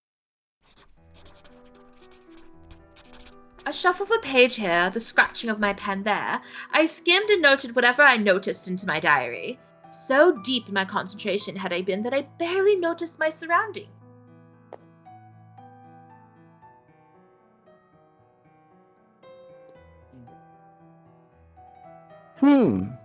Miss Whiteley? It gave me a stop to say Lupine, peering through a neighboring bookshelf. Lupine, have you come to do some reading as well? No, I haven't.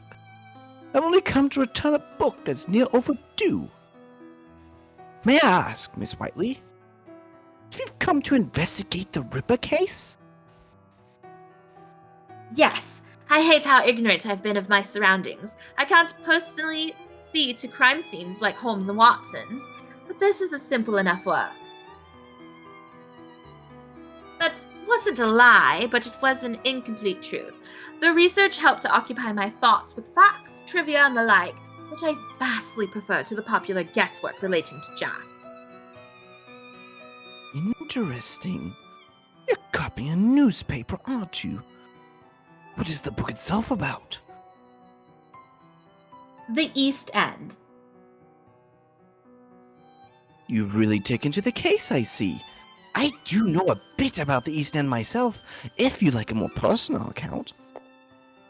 I've, been there to assist with some sizable cases in the past. Jack the Ripper is not the first to cause such a stir, sadly. If anything, criminal activity is a never-ending part of life there. It's that bad? Wish I could say otherwise. Theft, murder, and intimidation are part of life for those without wealth. It's where those who plunge into poverty are, as a result of London's industrial sector beginning to boom now, live. And he was sad. More sad than I had ever seen from him before. In the East End, the men of Scotland Yard's H Division were no less motivated to work than they always were. A group of men huddled within the room of a flat, energy prevalent, observing a collection of documents at their center with a vibrant focus quite opposite to the drabbery of their surroundings. The subject, the murders which had come to terrorize even the desensitized streets of Whitechapel. They called the bringer of new nightmares Jack the Ripper, but no one knew if he was a Jack or if he was even a man. Frankly, the Ripper had no name, no face.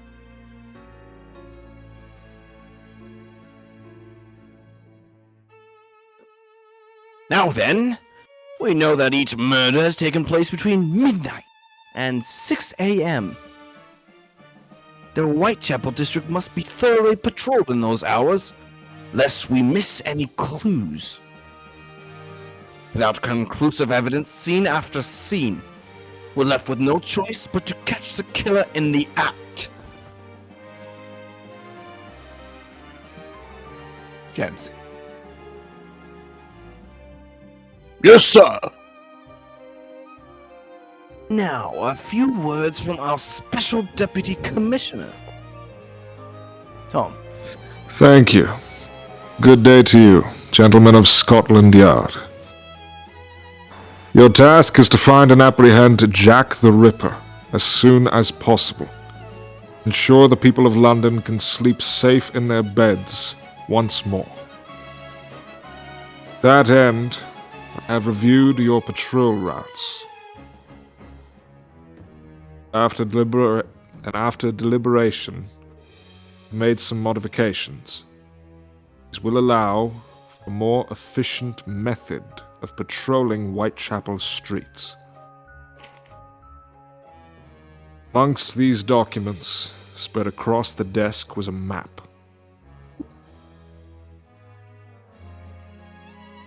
Which Sherlock Holmes then used to point to where needed. Task is an urgent one. People of this district who grow tired of their apprehension Cannot avoid hearing this abomination of a human, yet day or night. Paranoia is rampant. Urgency means immediacy, men. Expect with haste. We're limited how long we can use the manpower in other parts of the city. If we're to strive for the ideal, it would be to catch the Ripper before he strikes again.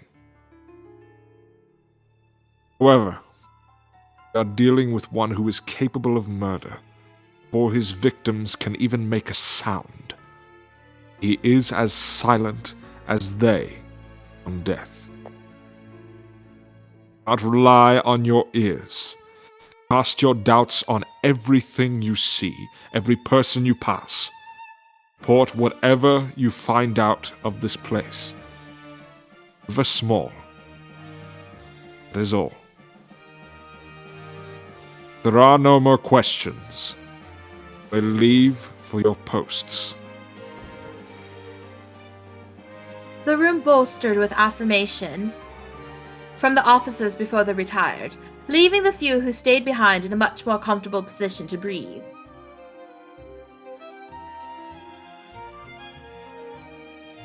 I pray this will finally be the deed that catches the monster. They will. It was my order as their superior. Indeed it was! And let me tell you, it's lighted a fire beneath us all to have you lead us, sir. You take issue with having me as your superior, Ryan. Father, are you enlightening me? Certainly. I've been appointed Special Deputy Commissioner of the Metropolitan Police for the duration of this case. The shortage of talent must be getting rather dire if they're giving that honor to you. That's the pluck I need. To share your thoughts on the killer, Junior. To state the obvious first, they're adept with handling blades. They're also familiar with both the human body and geography of this area. Though we assumed up to this point the victims were murdered in silence, where the bodies have been found, we cannot rule out that they've been murders elsewhere, and merely planted at their final resting place. Motivation currently eludes me. The victims were poor, which means they don't murder for money. It could be a threat for someone else, to silence them specifically or as revenge. See. Do you intend to find out how much of that is true with your own eyes? Naturally. Sir, Mr. Holmes, would you like to hear my analysis too? Ryan, where did you get that mountain of papers? Ryan spread the many, far too many papers he conjured across the desk with a spirited smack, and enthusiastic directing to specific names, which appeared to be organized in a list.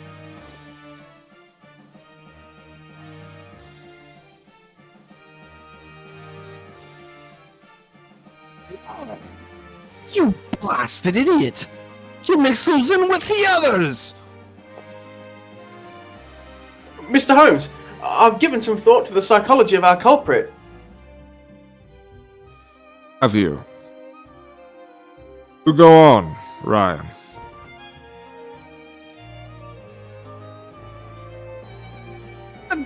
Bruce, don't you ignore me! That they've been targeting only prostitutes suggests that they may bear some sort of grudge against them. We've an endless number of potential reasons for resentment. He may have been a former client who was cut off. Or they were abandoned by their mother as a child out of necessity. If it were the latter, there's a strong possibility the culprit would have been taken in by a workhouse. And that is why I've brought a record of every single person who was in an East End workhouse. I'm sure our culprit is among one of these names. There must be hundreds of people listed here.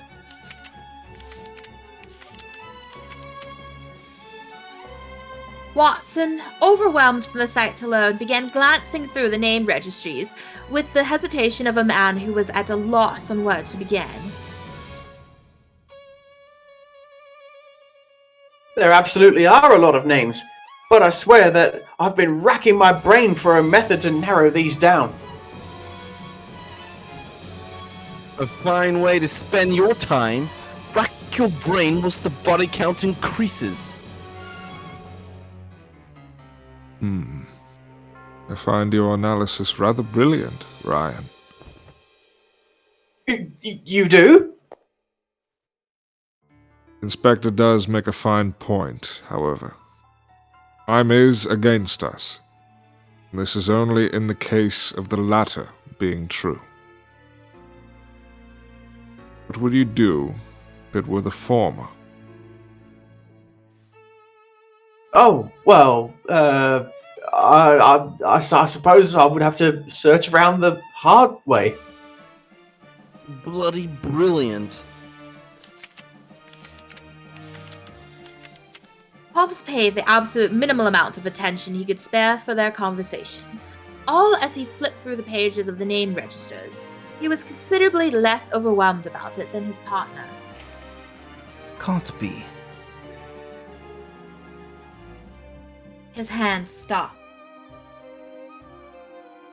Holmes? Something wrong? No, it's nothing. He then disregarded the entire pile, dropping it back on the desk. Do you think the next victim will be another prostitute, Holmes? Slightly, if another murder were to occur. That is something I would not allow, or bring these murders to a close. Right. We've got loads of officers patrolling the area, so I'm sure one of them will find the culprit. Holmes ignored his word of hope, instead picking up the register he had only just placed down. I want to believe that Jack Miller's here is unrelated to the one we know. Mr. Mackenzie did mention he was born to a poor family in the East End, which means the odds that he was in a workhouse before his adoption are high. But that alone isn't sufficient enough reason to suspect him. What had caught Holmes' attention more was his absence from class. To call it a rarity on Jack's part was an understatement. It was a first.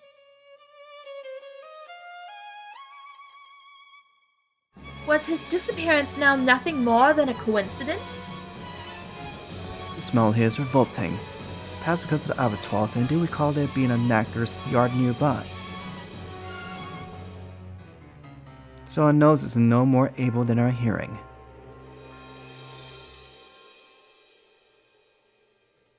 The window was layered in dust, but Holmes could still peer well enough through it to observe the streets of Whitechapel. Even if the window were immaculate, the buildings beyond were blackened with soot. The streets were dull and its people more so. No matter where he looked, there was filth. The truth had plenty of hiding places. Pains me to doubt a friend. Yet, Miss Whiteley, you want to know the truth. Even if Jack the Ripper and Jack Millers are the same man, I want to know. I just dearly hope I'm wrong.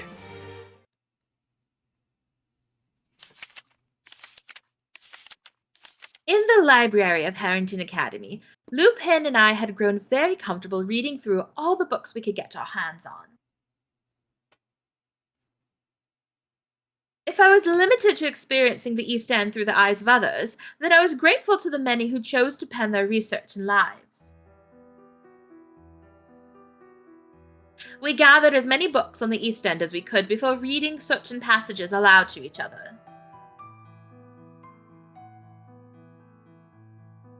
The Industrial Revolution brought about great prosperity and modernization to Great Britain. Subways began to run as a popular form of underground transit in London. transporting its more than 3 million citizens from destination to destination within the city. Whilst new inventions created a number of conveniences for the modern man, it also split society into two distinct classes: the wealthy and working, and the former working class, who were plunged into poverty. This shift happened at the same time Jewish immigrants flooded into England from the continent in hopes of escaping massacres. This boom in technology and thus job opportunities saw labourers making their way from rural areas in the north and London to find work, adding more to the city's increasing population. With people looking for work than there were positions available, stability in both employment and housing buckled to a fine point, forming what we know as the crime-infested and odorous slums of the East End. London's West End became reserved for the fortunate, with an ever-changing rich culture to populate its mansions. The East End, meanwhile, resorted by necessity to publicly owned abattoirs and meat factories, becoming a prime cornerstone for the impoverished. The pork and beef that feeds the comfortable are produced in mass quantities every day by those who can barely afford to have them on the plates. Furthermore, the knackeries for the horses which pull London's carriages and taxicabs exist in large numbers there. The smell of death and blood hangs in the air as permanent fixture. The total population has been estimated to be 200,000, the majority of which live in terraced homes, commonly with entire or even several families crowded together under a single roof. Those unable to find regular work are left clearing away rubbish, general cleaning, or doing any odd jobs as they move between doss houses with what little money they manage to pocket. It's so awful. It is, and yet there are 10,000 people who live by even worse standards. They're the very bottom of society. They clothe themselves in unwashed rags. Many walk the streets with their feet bare, unable to afford a pair of shoes. With no means of an honest, stable living, they wander the streets, begging for coin, committing thefts, and whatever else they can do to survive. The ones who manage to endure the hunger pangs and complete a day's worth of manual labor can hope for, at most, just enough food to fill the stomach. They don't have anywhere to call home. All this has led to the area transforming into a hub for corruption. Gangs of criminal activity now flourish. Power here is not for the good man to manage, but for the monster to take. They will do anything for money. Pickpocketing, larceny, mugging, and even murder. Indeed, the time they don't spend on crime, they spend fighting amongst one another for the profits produced by the East End. Terrible in every regard. In a sense, the women murdered during this case are victims of more than their killer.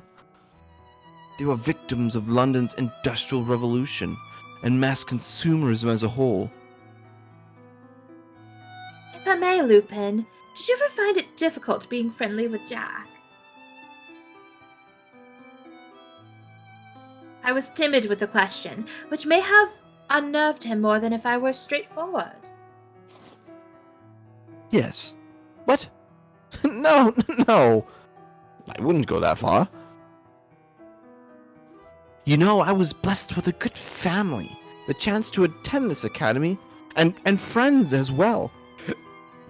Jack is from the East End, but in a certain way, he's fortunate to be attending here. There aren't many born who ever see to a proper education in their lifetime. Then that makes Jack something of an outsider both here and in the East End. To think that wherever he goes, he's treated the same. I wonder if being too pitiful or too fortunate is all the same to him. It's possible, yes. Lupin appeared sad at the thought, but his eyes never left the page she was occupied with, so I continued with my own research.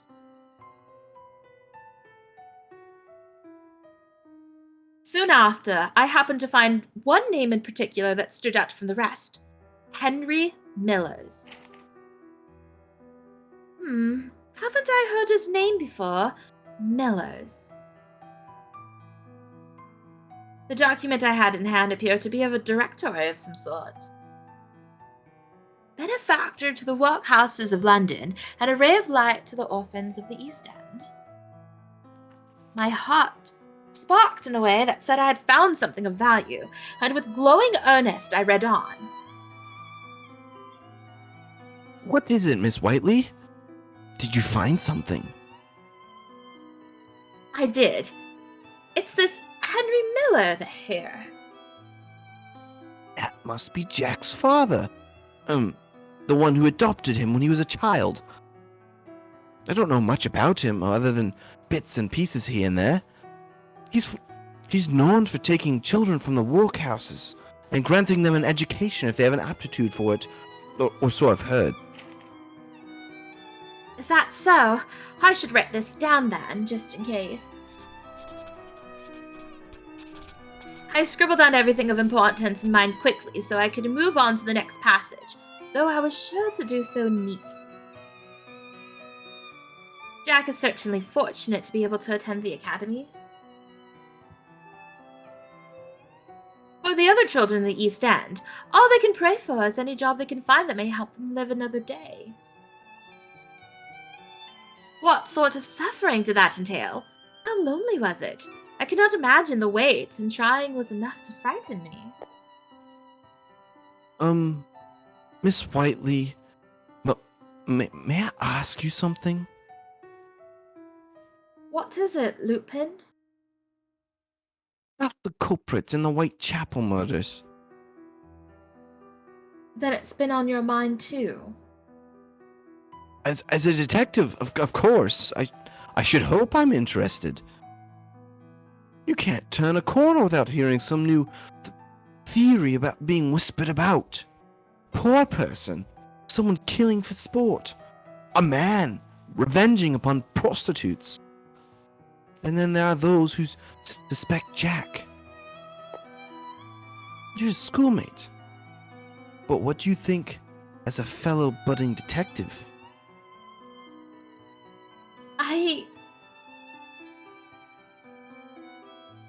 He watched me closely, as if to observe and counter my hesitations were I to answer falsely. I thought sternly to myself before answering. Is he Jack the Ripper? I suppose Jack couldn't be him. It's not him. Jack the Ripper is not Jack Millers. That's what I think. That's lovely. I think that too. Still, why do you think that? Well, because I believe in him. He simply isn't a man who would do something so awful. Oh, of course. Pardon me for asking. Certainly, Jack must have grown content to face the ugliest parts of this city. It can be ugly, yes. Or more accurately, I suppose, is that he's never been given the freedom to see how beautiful it is. What a tragedy. Lupin? Don't mind me. I was talking nonsense. Our minds were both thoroughly filled with new facts and findings, and as we couldn't bear to fit in anymore, we said our goodbyes and retired for the evening. I felt we'd become close after our lectures and time spent together. Now look at me. I didn't know anything about him, the places he's lived in, the things he's seen, or the horrors he's endured. My body grew heavier as I walked down the academy corridor. I'd become increasingly uncomfortable with my ignorance. Each piece of his history I'd uncovered pressed upon my unconscious mind, and the more conscious I became, the more powerless I knew I'd been all along. What can I do for him? Is there anything at all?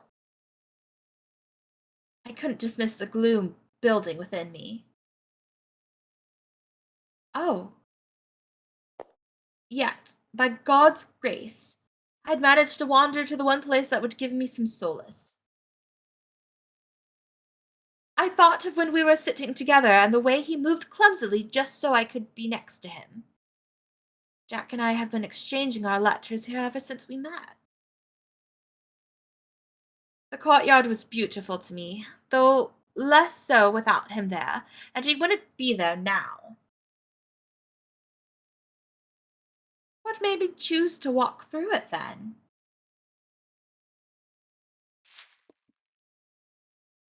Day gave way slowly to evening, and evening to the still of night. The courtyard made no sound, and so the grass crunched even with my soft steps.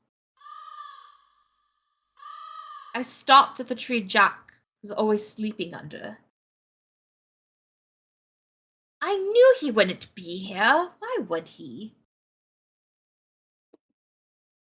Indeed, why? Nobody was there. I knew that full well the moment I approached. My chest began to tighten, not with gloom, but with another sort of ill desperation entirely. Of course there isn't. I placed my hand along the bark. Coarse as it was pleasant to the touch. The texture reminded me of Jack. I took what we had for granted, giving him letters, my smiles when he responded, our sitting together, our idle chats. They were all I wanted. Jack. Nothing came of whispering his name. No one was there to give me a smile. No one was there to respond. I was still alone. I want to believe in you, Jack. But I don't know anything about you. What meaning was there in the time we spent? The more the question surfaced, the further away the answers seemed. They caught in my throat, and I bit my lip and swallowed to stop any fruitless quivering. I don't like this. I don't want to sit here behaving as a piteous coward, living my nights in fear. It's the last thing I want. Oh, Jack, where have you gone? Suppressing the urge to cry, I reached for a letter sheet from my bag. James, you remember? I did remember. And so ends your brief yet blissful life as a student. You must already miss it. No, not at all. What came of it? Did you make any friends? Did you enjoy your lessons? They weren't no matter. All I did was fulfill my mission. Mission, you say? Now, that is a surprise. I wasn't aware you knew where your mission was. Colonel Moran eyed Jack as a predator would its prey as it backed into a corner. Well, speak up. Why were you sent to the academy? Yes, sir. It was to observe the actions of Arrington Academy, seeing as it has connections to Her Majesty and the police. Just as well, I was to gain a full understanding of its current student body and graduates. My, you are absolutely correct. I'm very pleased. Thank you, sir. I shall reiterate, Jack. I sent you there not so you could run amok with friends, nor so you could become a detective in the spirit of Sherlock Holmes. I wish you to supply Holmes to the devil's fury in revenge. No doubt his son is dear to him. I've paid special attention to the company Holmes keeps to that end. I hope my reports have been satisfactory. I've found them a delight, even. I could not ask for a finer son. So loyal, so intelligent, so brave. Though you would do well to remember to stay beneath my boot.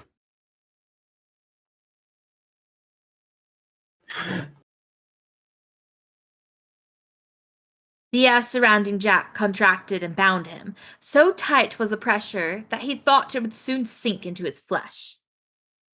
He was acquainted with this sensation. In contrast to the burn, the chill of sweat pulled at his spine and spread across his back so that he felt every muscle stand at attention. The colonel was livid. The reason was no secret to Jack. The organization had rules, and he chose to break one. He knew this information would eventually come to light. It always did, but he hadn't thought it would be so soon. But what if he were wrong? It was entirely possible that his guilt led him to the wrong conclusion. Anything else could have provoked Colonel Moran. A number of things could have done it. Any number... That was a shameful fail on your part, you know. I still feel as though I were told some jest. A little girl catching you in the midst of murder. What's this? Did you think I wouldn't know? You aren't the only dog I have lapping from my palm. There is no such thing as keeping a secret from me. Do you understand?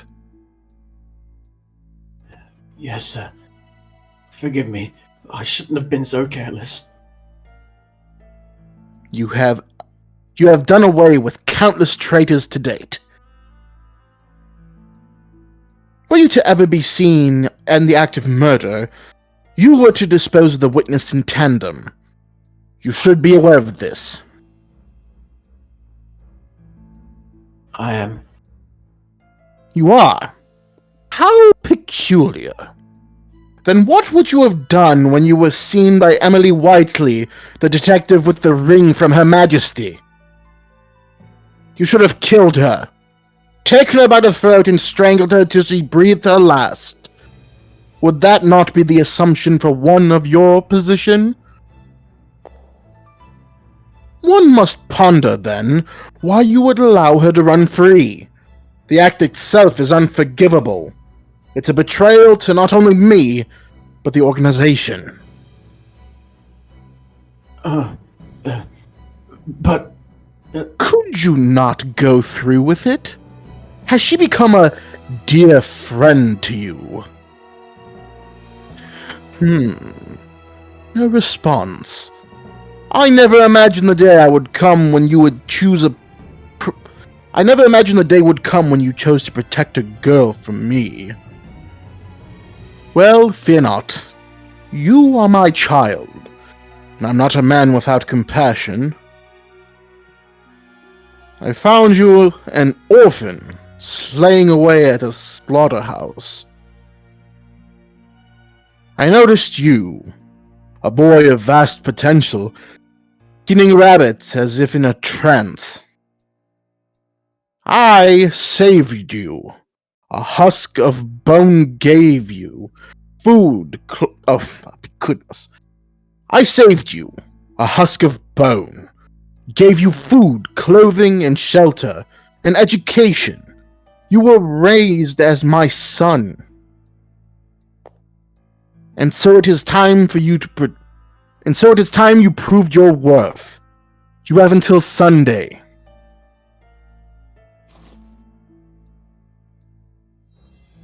Jack nodded. No one else happened to see you, did they? No. Only her. Of course it was. Very well, then. It's a lesson learned for me as well, I suppose. I expected your senses to remain sharp, but even you grow tender if you bask in the warmth of the outside world long enough.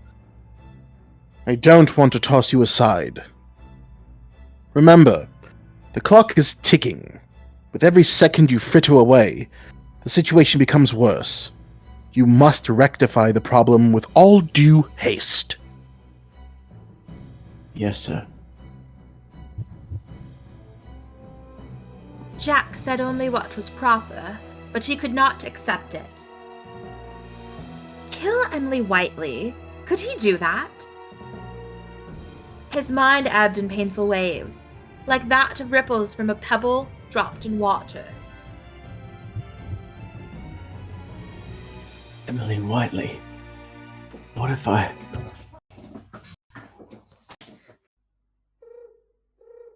Now cozily in my bedroom, after night had long draped in the sky, I gathered my notes on the East End murders to read through once more.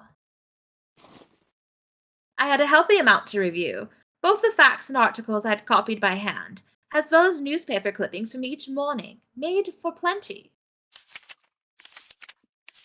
Workhouses are homes for the homeless. They are built by the state to provide salvation to the truly needy in society, including those who have grown weak from sickness, injury, or alcoholism.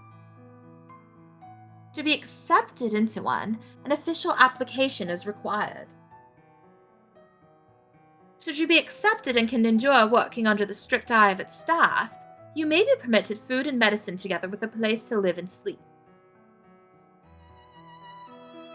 The work itself, however, is exceptionally difficult, and the food is barely enough to stave hunger, leading some to question whether they can be seen as salvation. I soon found my eyes were growing tired from all there was to absorb. Jack did mention that his life was one of poverty, as well as that it was one working under watch. Perhaps he really has lived in a workhouse. I need to study the Ripper case a bit more tonight, too, if I'm able. Next, I reached for the notebook of my collected newspaper clippings. Drat, my pitcher is empty. I'd wanted another drink before bed. As I stepped out of my room to fill the pitcher myself, I ran into Pendleton. My lady, is something the matter? I hadn't expected you would still be awake. Nothing's wrong. I was just reading some excerpts from the paper. Were you now? You haven't perchance been reading the ones related to the Ripper case, have you? I'm sorry, but that's exactly it.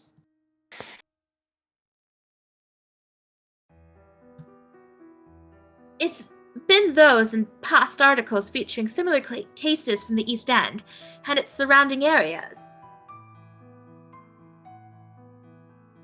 Unbelievable. I thought I told you to stay away from that case. You did, and I haven't been near the East End since. Here, this is an article about workhouses there. They're national welfare and work facilities that provide food and a place to sleep for their inhabitants. But see here, their conditions are so harsh and the work is such that many die from exhaustion or illness. I've heard such things, yes. However, the East End is stretched to its limits in people who have no work, no family, and no means by which to live. If not for the workhouses, there would be even more dying of starvation than there already is. I understand that, certainly. With this in mind, may I ask a favor of you? Would it be difficult to retrieve a list of all the people who have entered one? Why? I should like to know if either of these two names are registered. I handed Pendleton a small scrap of paper. Jack Miller's and Henry Miller's. You'd like me to look into these? If Pendleton happened to find them on my behalf, then I would finally have a roundabout way of seeing if Jack was safe. Please do, and don't tell anyone that you are not Scotland Yard, not Holmes, and none of the other servants. Very well. But may I ask where you found the name Henry Millers? Well, Jack Millers is a schoolmate of mine. And Henry Millers is the name of the man who adopted him after he was orphaned. Do you recognize the name? I believe I do. If it's the man I'm thinking of, I digress. I will look into it presently. Thank you. I do feel the need to mention, however, that this comes a bit too close to the case for my comfort. I beg that you stay further away and leave the rest to the yard. All right.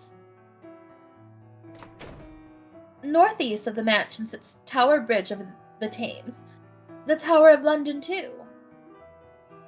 If one were to keep traveling in that direction, they would eventually reach the East End. We're so far apart now. But I still have faith in you, Jack. And I shan't tarry. I want to help you, however I can. I should have written so in my letter. I feel now as though I only put my immediate thoughts to paper. There was nothing more to do, and I had grown tired. All manner of useless ideas circling in mind, I climbed into bed and welcomed a peaceful sleep. Not a sound was to be heard at Harrington Academy. Its grounds were coated in typical winter's night frost. Cool-colored shadows appeared only at the behest of the moon, and even the air was congested with a cold jaggedness that made every intake of breath sting like icicle piercings the lung. The only movement came from a lone figure in the courtyard. The moon, in its benevolence, gave him a pretty silhouette of silver. I didn't think I'd come back here again. Jack stopped briefly to look down at his hands. Her white handkerchief was still neatly wrapped around his injury. Can I do it? Can I kill her? I have to do it myself, too. He looked up again, a large, familiar tree before him. It was a place he now associated with her. She'd always try hard as she did to approach me without knocking me up. But she couldn't hide her footsteps if she were flying. She's strange. You'd have to want to be close to me. Just then, he happened to see something small and white at the base of the tree. This is her. After so many exchanges, he knew the envelope by sight. Timidly, Jack plucked the letter from the base and opened it. To you, who will find this letter. I pray with all my heart that you will return to class soon. It's all right if you don't have a letter for me. I'm still content if I don't receive a reply. All I want is to see you again. I want to sit here with you. That's all I keep wishing for.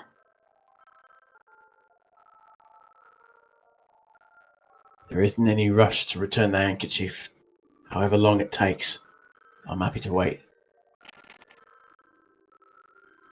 The sender did not write their name at the bottom. She didn't need to. You. No one heard him. He sorely wished in that moment someone could. The East End of London kept to a hopeless ritual. Murder did make one uneasy, but that changed little for its inhabitants. A prostitute was a creature of habit. Be the client a murderer or a saint, so long as he had the coin. And one such woman, who was stepping into a terraced house in Whitechapel's Hanbury Street, was now to a point where she may well have considered bedding a murderer for scraps. Nika.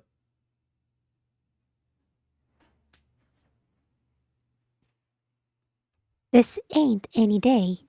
Not a booming thing to eat. I rose with the sun.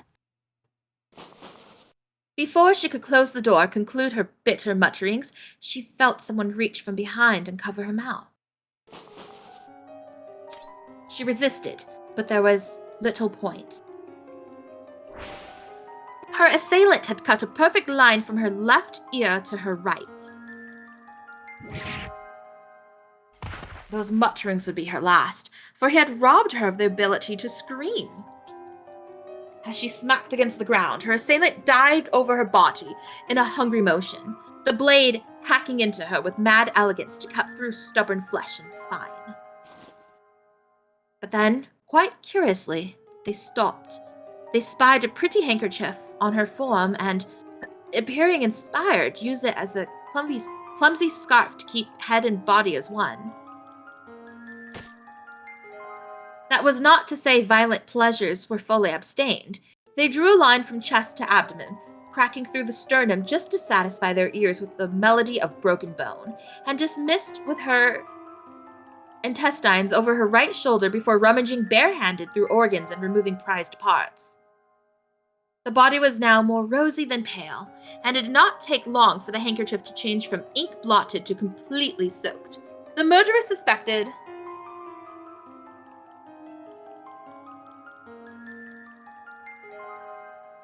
the pattern would have been considered fashionable by fellow rogue-lit tots, a final parting gift worth considering for the next one as well.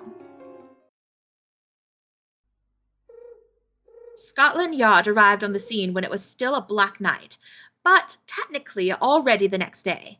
Inspector Lestrade scrunched his face in disappointment as he saw the body. Christ. Not another one. I'm afraid so. It was too late by the time she was found. When was that? Supposedly, not long after the great clock at Christ Church in Spitalfields chimed 6. There are 2 brass rings along with a few farthings at her feet. I assume they belong to the victim. Do you suppose the handkerchief was hers too? The one round her neck? Most likely. A perplexing step after slitting her throat and removing her organs. It's the only thing preventing the complete decapitation of the head, as far as I can observe. Could be they wish to minimize the blood splatter from the arteries. But would be an issue regardless. The less evidence, better. Fine work they did of that. Again, they've avoided leaving evidence that could incriminate them at the scene. Suppose this handkerchief was bound to that end as a means to avoid leading us to them. You concur? Something still strikes me as odd. The more time the killer spends defiling the body, the greater the odds of being caught. They've never gone this far with previous victims. Yes, very true. What if this was what they've always intended? They merely ran out of time. If this has something of meaning to our killer, enough that they would risk being caught.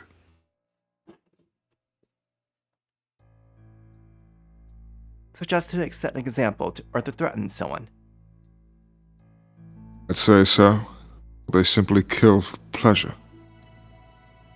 This victim is not a penniless prostitute. We can conclude money's no motivate her.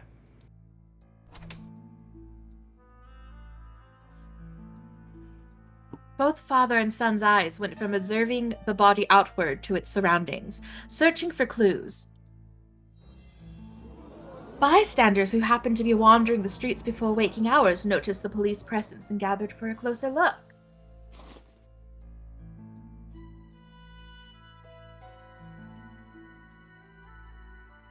It is truly regrettable that even after having so many men patrol the area, we still weren't able to catch him. Regrettable. Time does not wait. Shall I have to take another look at the patrol routes? I don't understand. Could this really be Jack's work? Is Jack the Ripper our Jack Miller's? Could that man be capable of murdering in such an inhumane way?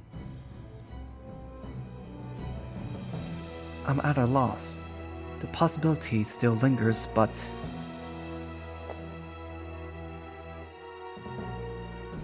Listen, Holmes, you remember when we visited with Emily, don't you?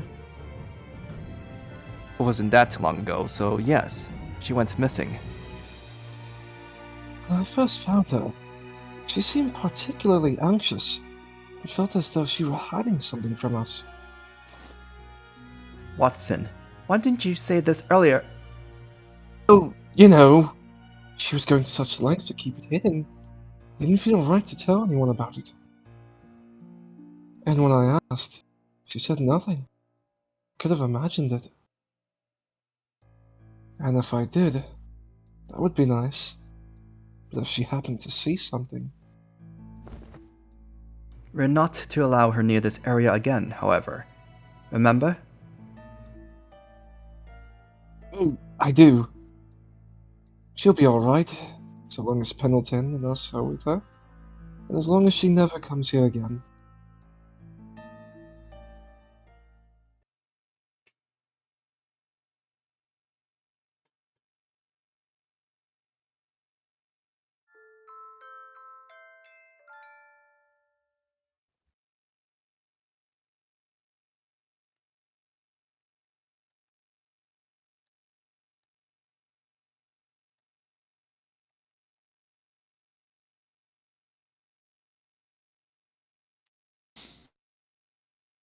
A letter like no other arrived at London's Central News Office.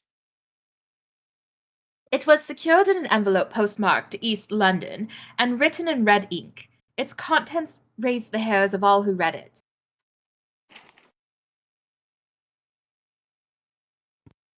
Dear boss, I keep on hearing the police have caught me, but they won't fix me just yet. I have laughed when they look so clever and talk about being on the right track. I'm down on whores and I shan't quit ripping them till I do get buckled. How can they catch me now? I love my work and I want to start again.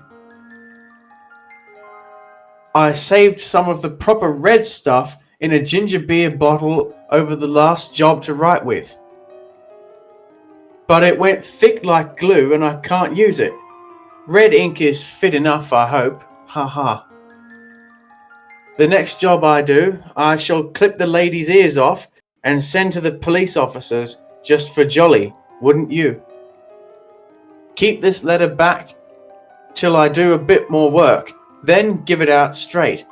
My knife's so nice and sharp, I want to get to work right away if I get a chance. Good luck. Yours truly, Jack the Ripper.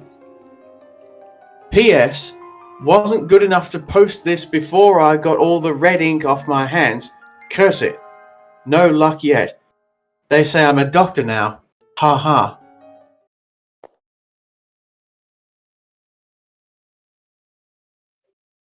Don't give me ha ha, you sick bastard. Inspector Lestrade poked at Ryan's head. Ow! They're not my words! All I did was read the Ripper's letter.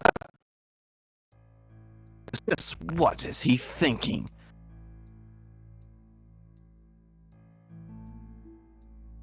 Inspector Lestrade scowled as he had done often lately. So often, in fact, that it was to be certain new recruits thought the expression his natural one. Inspector, I'm of the opinion that it was not the Ripper who wrote this. It was likely the work of someone who thought it would be a laugh to do so. And take this nonsense seriously. You'll throw the entire investigation into confusion.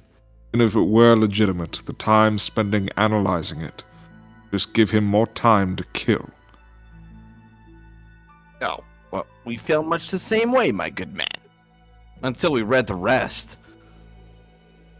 There more. Well, an entire second page's worth. Read it for me. Right away, sir. PPS. Silly me. Wish I had the good ink for this one. I'm going to butcher that pretentious slut who fancies herself the Queen's detective, Emily Whiteley. Once I'm done making a slaughterhouse of all the whores in the East End, I'm going to get my jollies by killing off the next 1,500 pretty things I don't like. Oh, to see the face of Her Majesty after my next job. Even she will go pale. Won't keep you waiting long. I wonder how many idiots who thought my games would stay in the East End will piss themselves then. Ha ha. That's all there is.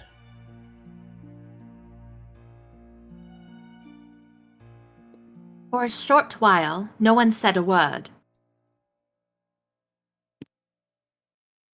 I see. Oh, that is interesting. But Miss Whiteley is a friend of your son's, isn't she? indeed, she is a beloved young lady in general. Why write her name?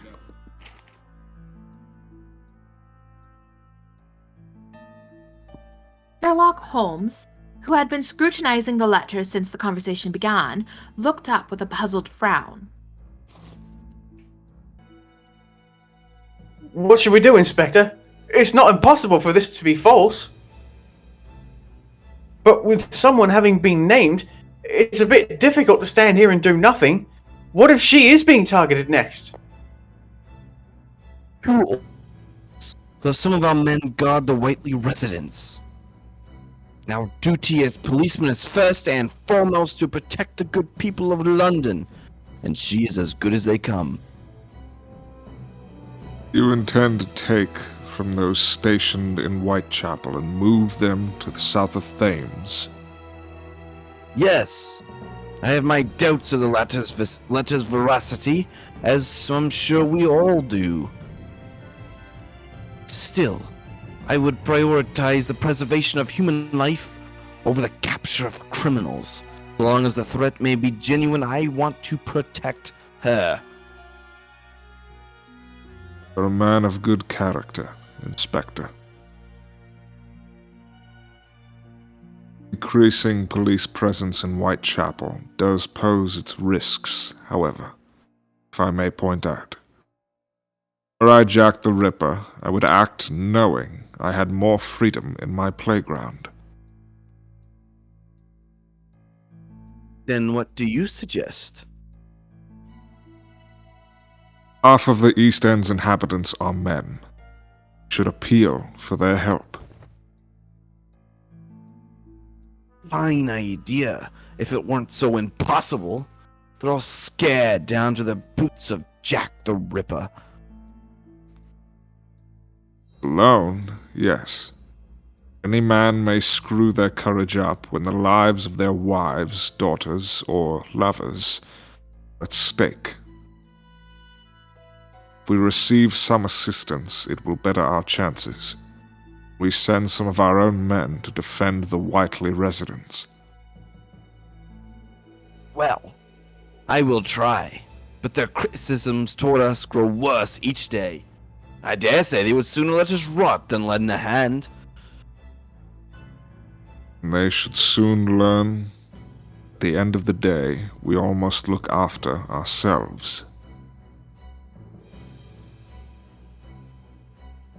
Inspector Lestrade looked out into the city with sadness. London streets had lost their color since the Ripper murders began, and that had become especially pronounced in Whitechapel. He much preferred something more of a bustle. Pardon me, Inspector.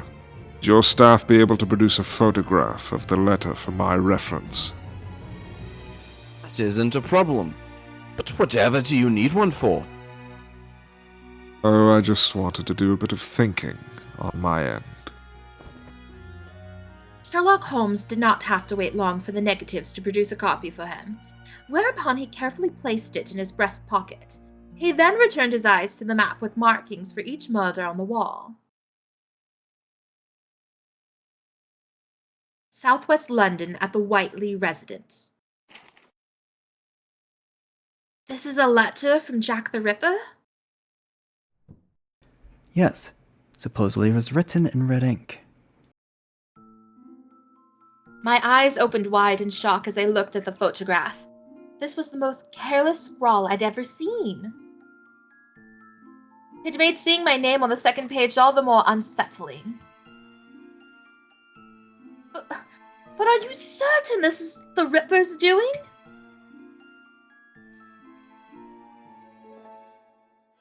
I can't see this as being anything more than a practical joke. I would hope that, at any rate. Unsure what to think of it, I asked what he made of the situation. Holmes nodded, calm as ever, a trait of his I was most grateful for in times like these. I've yet to ascertain whether this is genuine or not. I haven't seen the real thing myself, which is sent to London Central News Office. Father only handed me this photograph here. It's likely to be in tomorrow's paper, so I thought I would show it to you before then. I didn't want to frighten you, but you are, after all, one of Her Majesty's detectives. Indeed I am. Thank you for telling me. I'd rather know.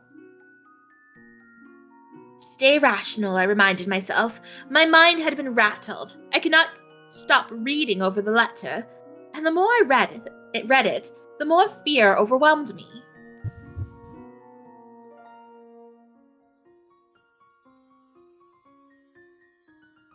It could very well have been false, but the dread grabbed hold and refused to loosen its grip.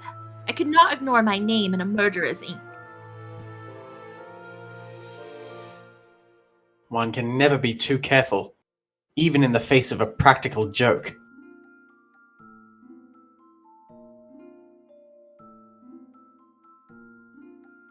It's probably for the best if you put your safety first and avoid leaving the mansion for a while.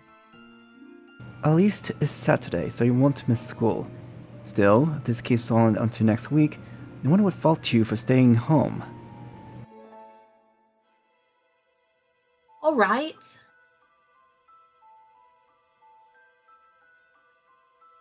My feelings were mixed. I didn't want to hide, trembling like a newborn fawn, inside my own home because of baseless threats. And if the letter had some base, well, that was the lone reason I humored circumstances. My acting frivolous for the sake of pride would affect not only me, but my loved ones and acquaintances as well.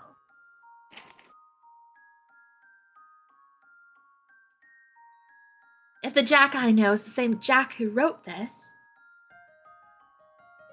then everything penned that's ever given me a smile was penned by the same man who wants to take my life.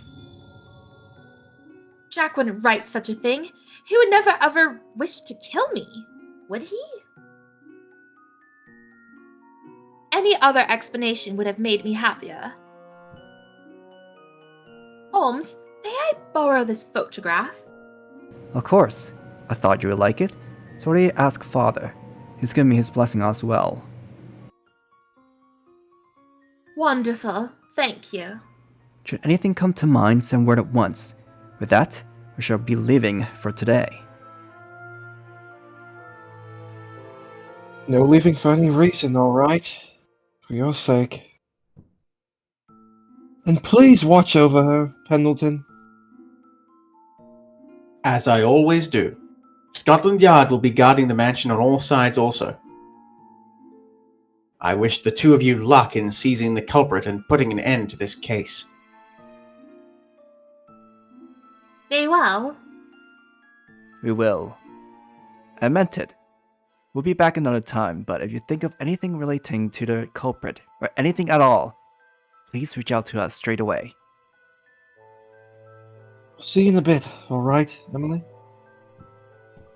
And so they retired from the mansion, leaving me to sit in what may have been considered London's most luxurious prison cell. The second the door closed behind them, I was stricken with loneliness, unease. My battle was one of being protected while others fought on the front lines. With the photograph secured in my hand, I returned to my room.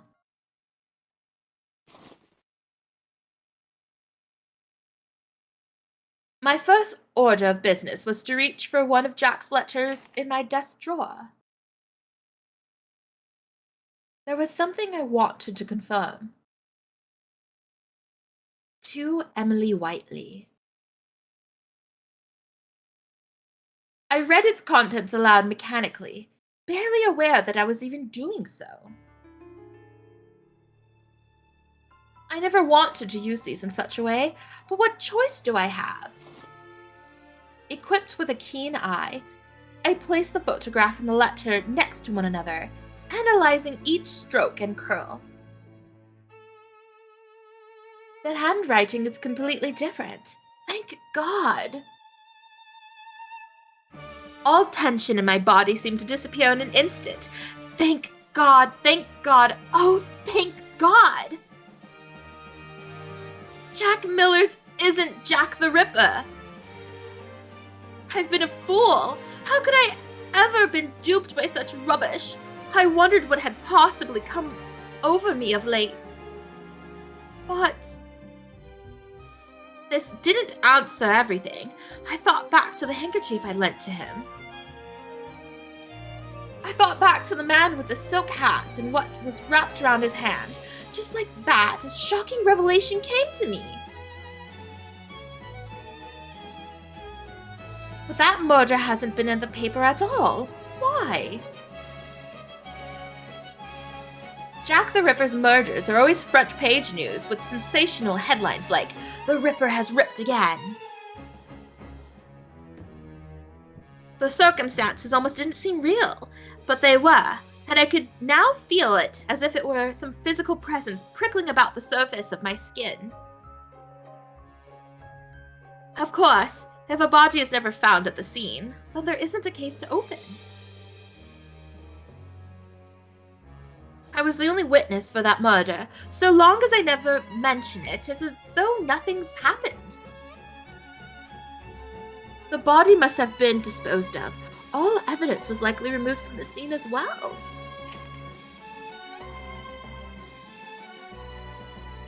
That being said, Jack the Ripper consistently mutilates his victims in a dramatic fashion, almost as if to show off his masterpieces to the world. My ponderings were interrupted by a low rapping on the door. Yes? My voice came out much higher than I intended. May I come in, my lady? Oh, of course. I hurriedly shuffled to place Jack's letter back in the drawer.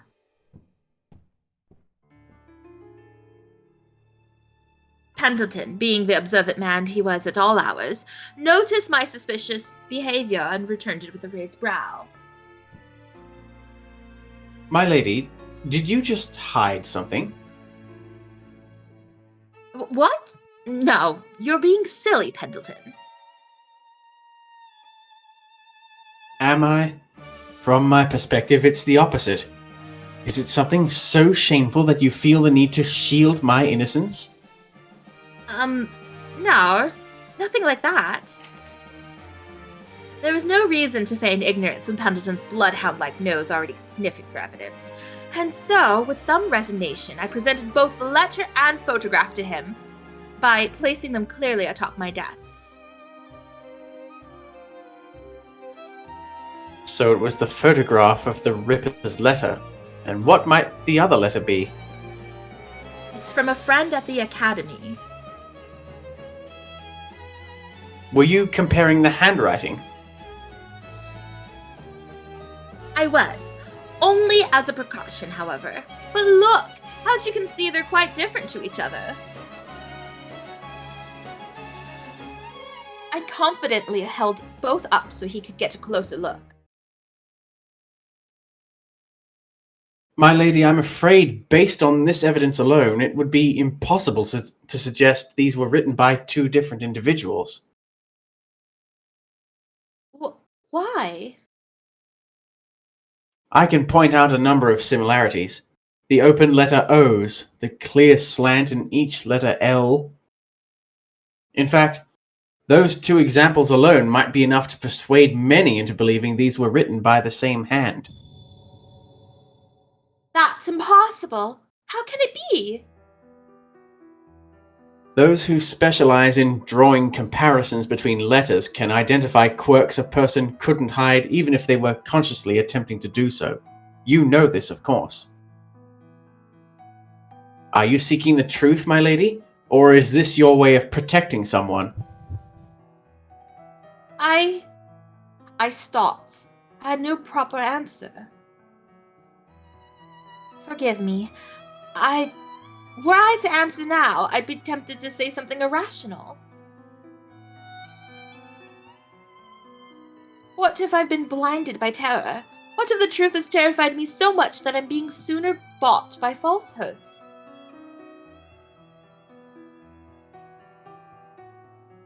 I don't want to see what I don't want to see. I don't want to know what I don't want to know. Which means I'll never find the truth, no matter how hard I search. Her Majesty gave me this ring, and it's useless as I am now. I'm so sorry. I pressed on with this case without thinking it through. And where am I now? Stuck at my bedside, unable to do a single thing. Be at ease, my lady. You are in no danger. As long as you stay within the walls of this mansion, I and the officers of Scotland Yard will see to it that you are protected. Scotland Yard? Indeed. Inspector Lestrade reached out to us, stating that he has no intention of allowing you to become the Ripper's next victim. We will be vigilant in our watch of the mansion. I'm sure they're in position as we speak. All I ask in turn is that you not step outside for the time being. Whilst inside, refrain from opening the curtains or going near any of the windows. Is that too much to ask? I'll do precisely that. The simple enough request. Thank you, Pendleton. I was grateful. Pendleton had been with me for many, many years. He was quick to chide me for selfish whims and seemed to delight in prodding my weaknesses. But tonight, there would be no chidings or proddings. He only thought to support me.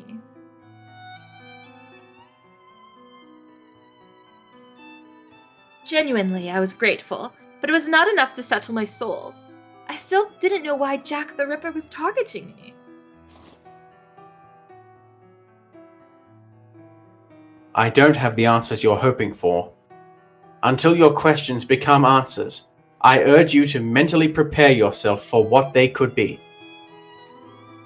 No matter what they are, you will always be at the forefront of my mind.